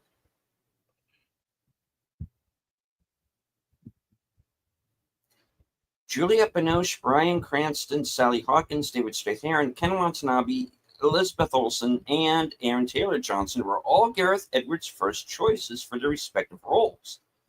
According to Hawkins, he comes from the performance first rather than how it looks. I never expected I would be cast in a film like this, and that's all thanks to Gareth. Mm-hmm. His cast is really unusual and interesting, and people you wouldn't normally see in this type of film, and I hope it makes for a different type of monster film. According to Bryan Cranston, Gareth Edwards was inspired by Jaws. The film does not immediately show the beast. Yeah, tell us about it. But rather builds up to its appearance while still delivering an eerie and terrifying off-screen presence. The Brody family is named after Jaws' protagonist. Andy Serkis provided consulting work on the film's motion capture sequences in order to control the souls of the creatures. The United States Marine Corps declined to participate after their experience on the 1998 TriStar film. The United States Navy cooperated with the 2014 production. Retired Marine Sergeant Major James D. Deaver, one of the film's military technical advisors, put Aaron Taylor Johnson through a mini boot camp to ensure he had good military bearing. Deaver also helped stuntmen train for the Halo jump sequence. And if I remember correctly, he's also in Battle Los Angeles. In the Brody home in 2014 Janjira, a terrarium can be seen with a roach crawling on it labeled Mothra. According to Serizawa, Godzilla first appeared in 1954, the same year as the original Godzilla film. Dr. Ashiro Serizawa was named after Ishiro Honda, director of the original Godzilla, and Dr. Daisuke Serizawa, one of its main characters. Shortly before release, many Japanese fans began to complain that Godzilla was too fat. Many American fans retaliated with anti-fat shaming comments. Jesus, here we go. The cast was even asked about it during the Hollywood premiere. Most of them joked about the fiasco. Luckily, there have been reports of other Japanese fans defending the design, stating that Godzilla actually looks proportionate, explaining that he would need a big torso to hold up his own weight. The music in the background during the Halo jump is from Georgie Ligeti's Requiem, which was also used in the monolith scene from 2001. So it is the same music. It sounded very familiar. Godzilla was originally planned to be found preserved in a Siberian glacier. This was changed when the filmmakers saw that Man of Steel had a similar scene. In San Francisco, Ford Brody climbs aboard a boat labeled Go Whale Tours. Godzilla's original Japanese name, Gojira, is a combination of gorilla and Kujira, the Japanese word for whale. Gareth Edwards is a big fan of Godzilla, having watched the films as a child. When the Janjira plant goes down, Ford Brody is attending a class about the life cycle of moths. Completely a moth that resembles Mothra. Also seen in the classroom is a red peridon that resembles Rodan and a dinosaur skeleton whose form resembles Godzilla. In the Situation Room on a Navy aircraft carrier, when Admiral Stentz is briefing Brody and other officers about the Mutos and Godzilla heading to San Francisco, a display showing their trajectories identifies Godzilla as Gojira. The first frame of the movie is a pictograph of Mishipeshu, the Great Water Lynx. This pictograph can be viewed at the Agawa Pictographs in Lake Superior Provincial Park, north of Sault Ste. Marie and Ontario. In the opening scene, Ken Watanabe is dressed as special effects director Eiji Shirobaya when he worked at Toho. Shirobaya wore a hat, glasses, and suit jacket every day. Unusual vehicles seen in the opening minutes of the movie include the Nissan Figaro, the Nissan S-Cargo, both from the Nissan Pike design project and rare even for Japan. The Mitsuka View, a Nissan March-based car styled to look like a small Mark II Jaguar. The IMAX cross-check optimization countdown preceding the 3D IMAX presentations of the movie features sound effects from Godzilla himself. Footsteps, breathing, and finally his deafening roar in place of the bumper's usual music and sound effects. When Dr. Serizawa is showing Brody photographs from the hunt for Godzilla in 1954, a picture of the world's first nuclear-powered submarine, the Nautilus, was shown. The Nautilus is also the iconic needle-nose submarine from Jules Verne's classic tale, 20,000 Leagues Under the Sea. Toho, the studio that released Godzilla, released Atragon that featured the titular submarine that drew heavy influence from the design of the Nautilus. The flagship of the task force is named Saratoga, possibly after the World War II era carrier that was sunk as a target during the nuclear bomb test that are referenced in the film. According to Gareth Edwards, the team started with the original Godzilla scream, then altered it, making 50 different versions of it until finding the one scream that is used in the film.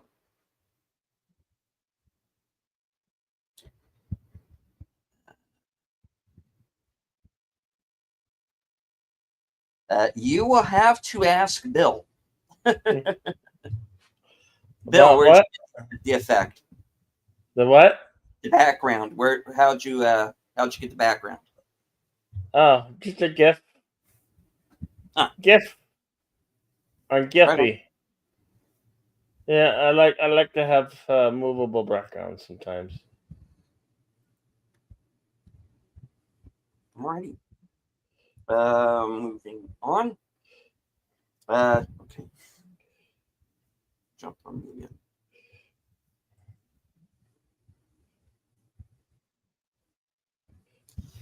All right. This film originated from a proposed Godzilla film project by Yoshimitsu Banno, the director of 1971's Godzilla vs. Hedorah, tentatively titled Godzilla 3D to the Max. It's a terrible title.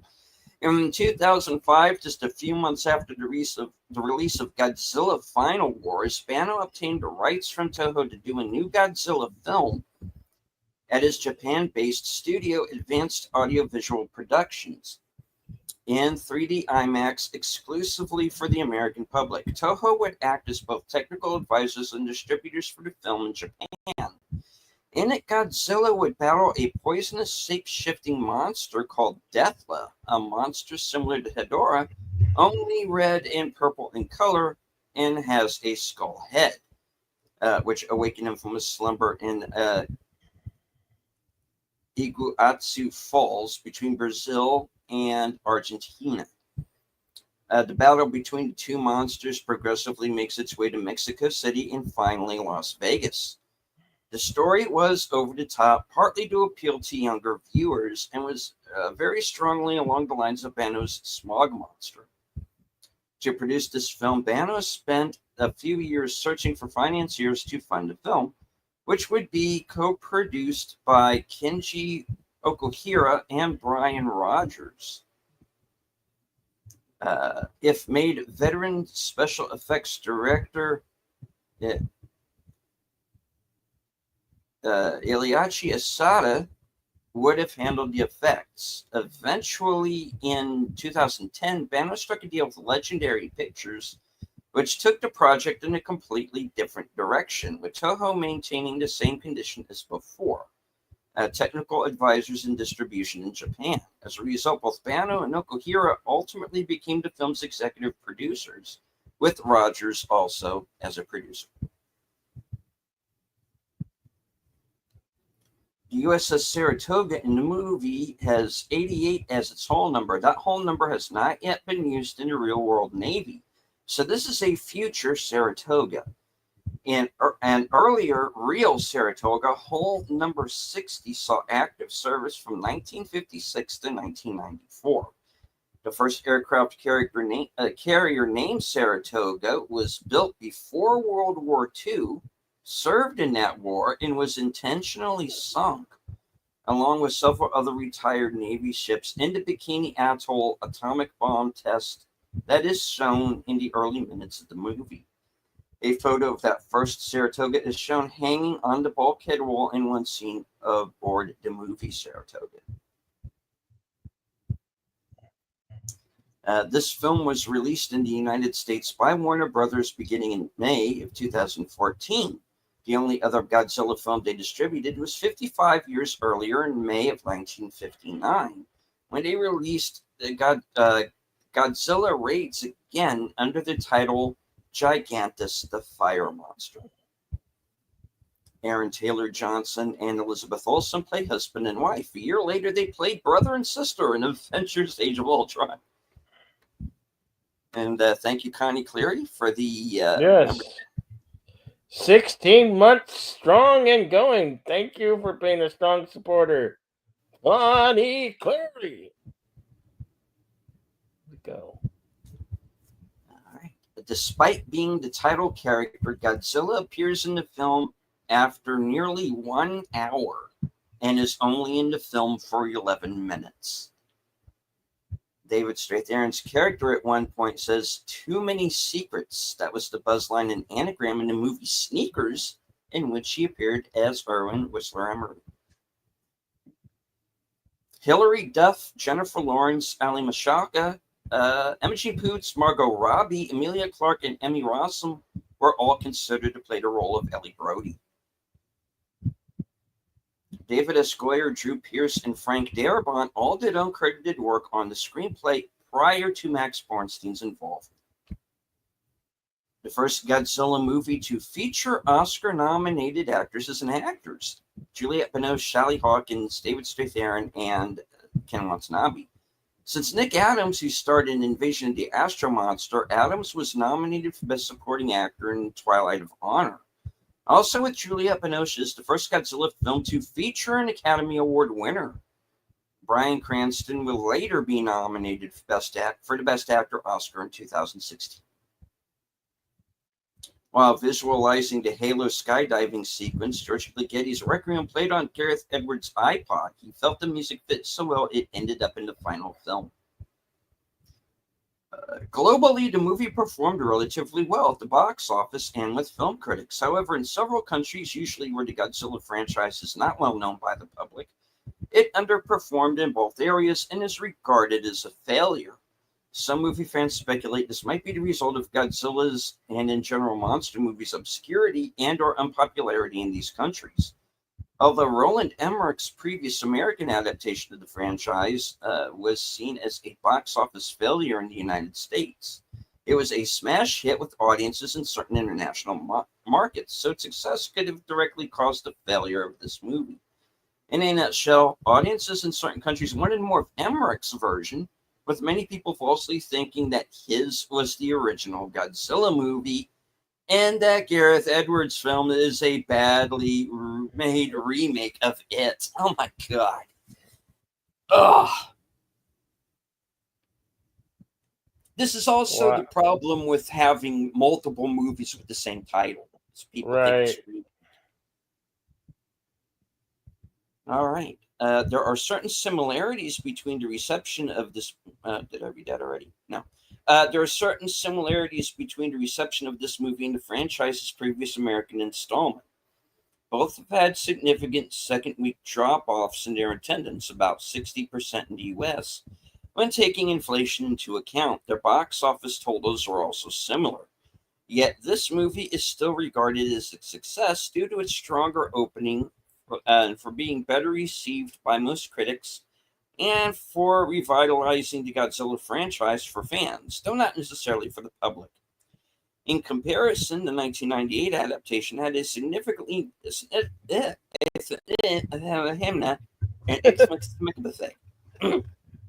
All right. It had a significantly weaker opening, as its inflated budget and expansive marketing meant that it had overall less profit, and was a merchandising disaster in the US, forgotten by the public and hated by fans. Interestingly, in some countries, these figures are reversed. The 1998 version became a success and built up a fan following, and this movie is the one that quote-unquote failed. It was made on a budget of $160 million and earned just over $200 million in the US and over $500 million worldwide. Not bad for having failed. Film takes place in 1954, 1999, and 2014.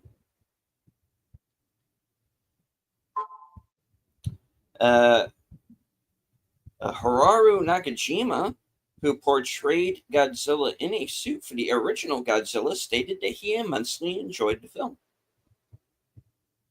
One of the main criticisms of this film was the lack of Godzilla himself. Despite it having over 12 minutes of screen time, this is one of the highest amounts of screen times for Godzilla in a Godzilla movie.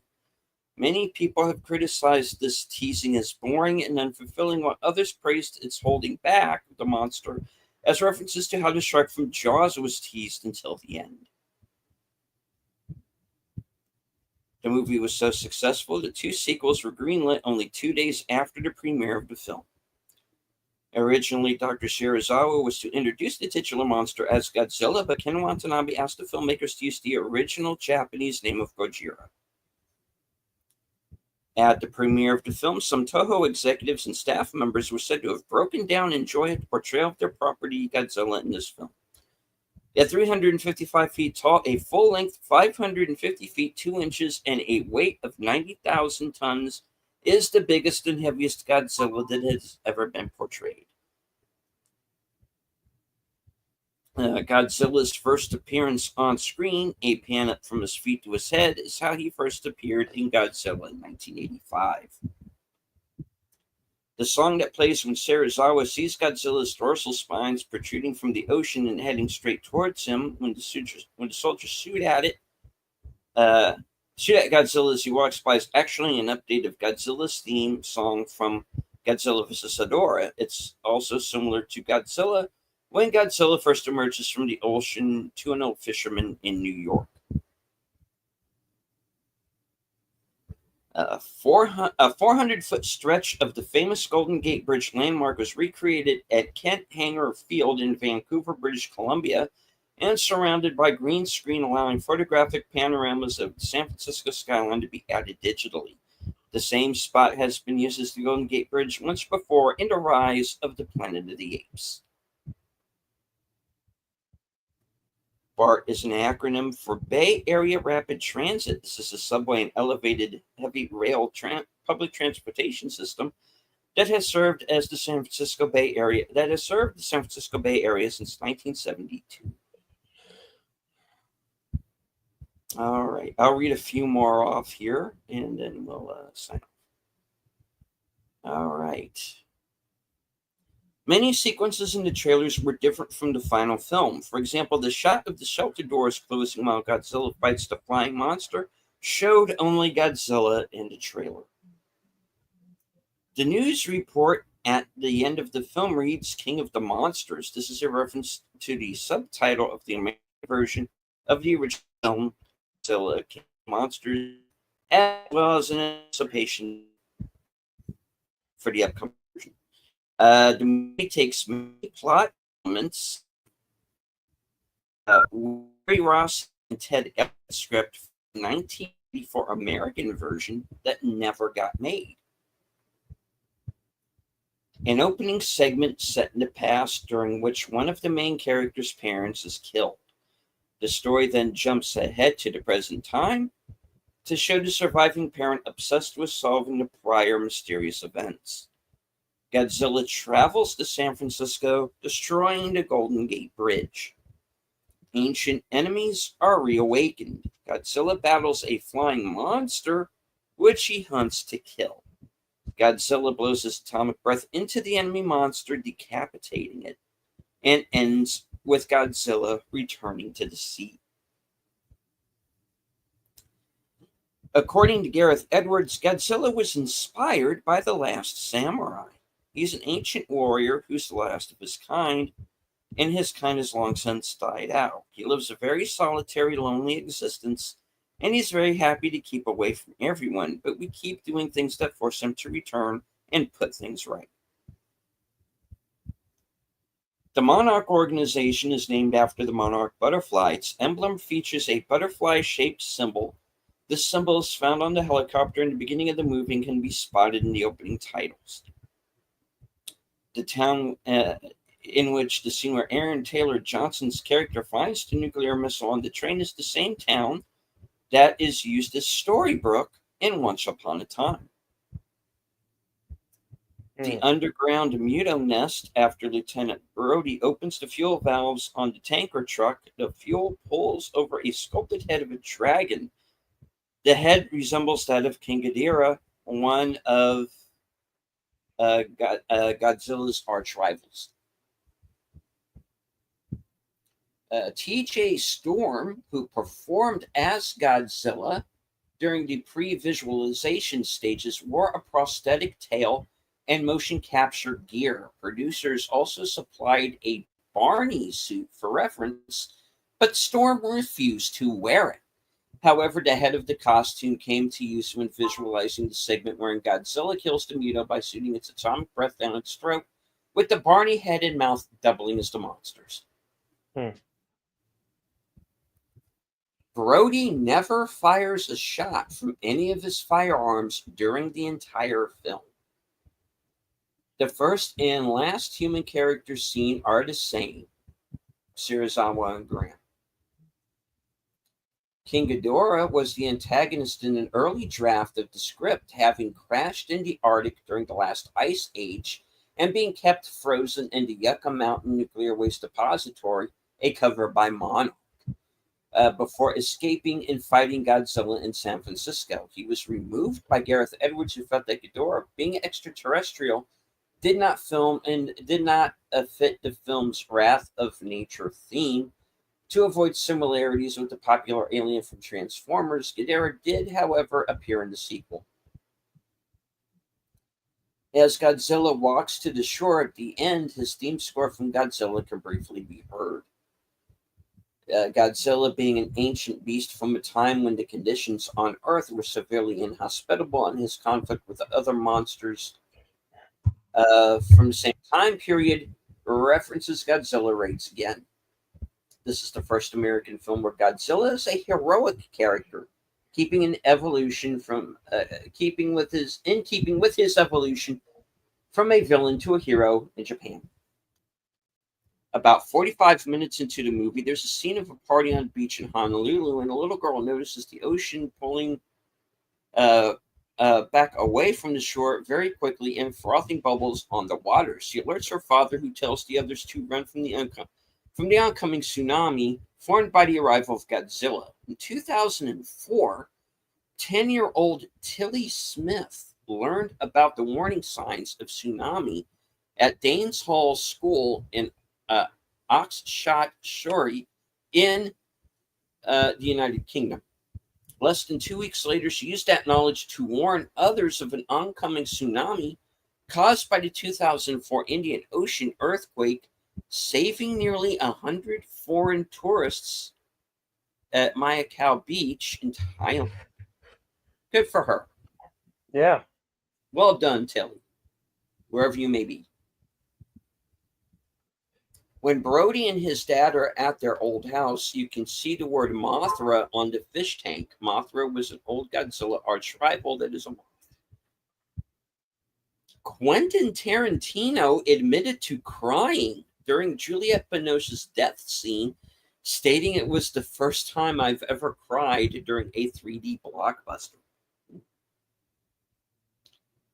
Despite heavy marketing featuring him, Bryan Cranston has less than 30 minutes of screen time. Yes,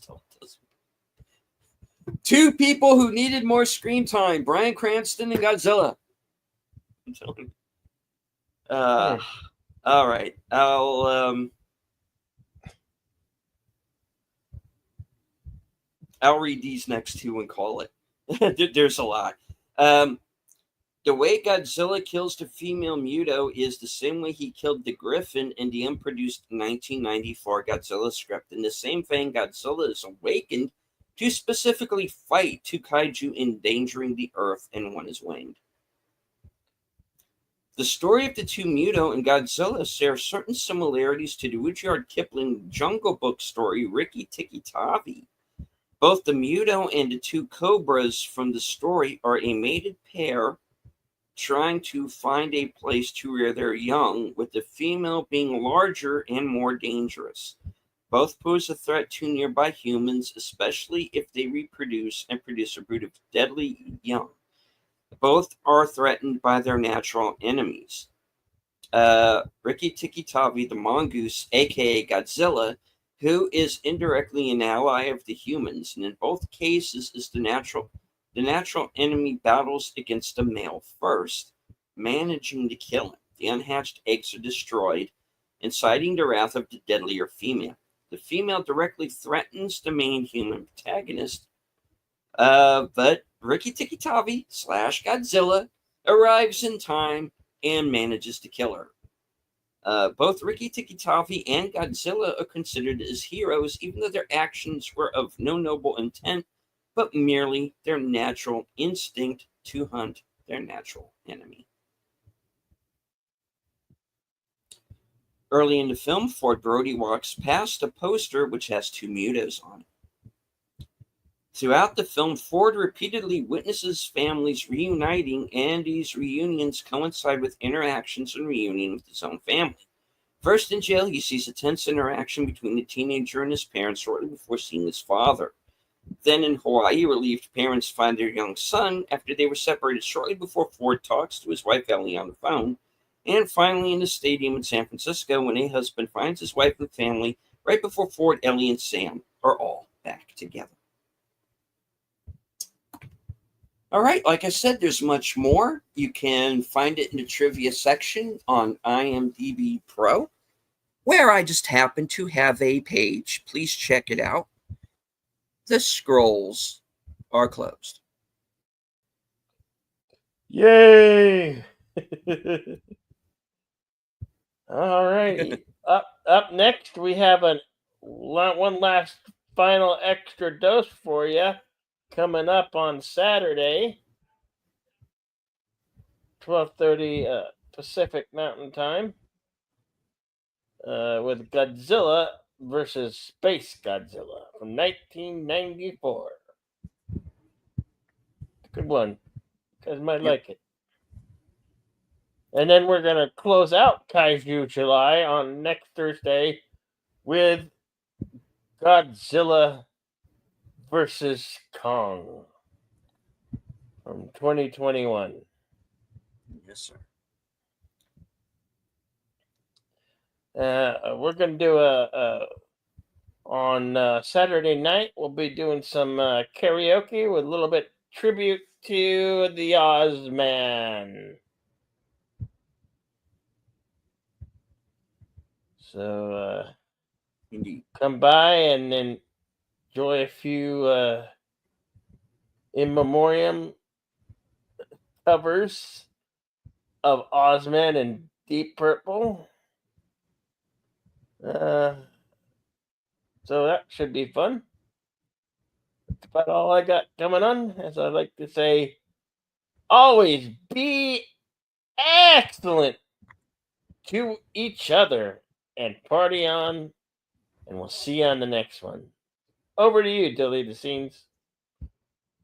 All right. Well, Saturday, right after we finish with Godzilla versus a Space Monster, I will be joining Pop Culture Minefield as he concludes his episode of Saturday Afternoon Matinee, and he's going to be talking about Goldfinger. And that's going to begin his spate of Bond films, which will include, after Goldfinger, GoldenEye, Tomorrow Never Dies, and Casino Royale, Quantum of Solace, and Skyfall. So stay tuned for those.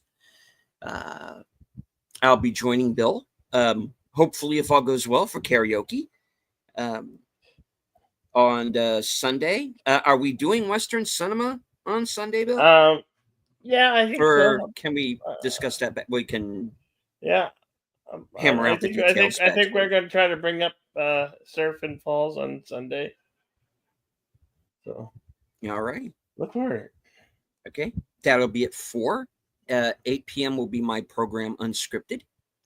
And later on that night, assuming my intended guest can make it, reserve seats at 12:05 a.m. Eastern. And let's see, Monday night will be mystery movie night, which means I will be joining the panel for the Mystery Movie Night podcast. That'll be Tuesday night at 7 p.m. Be followed directly after at 8:30 with Live from Sparkwood in 21. as the regular panel and I will convene to discuss and take a deep dive into Inland Empire. We spent the last 2 weeks watching the film. Now we're going to spin out our fan theories of just exactly what the hell it all meant. Because that second half is definitely a bit of a mind screw. And let's see. Yeah,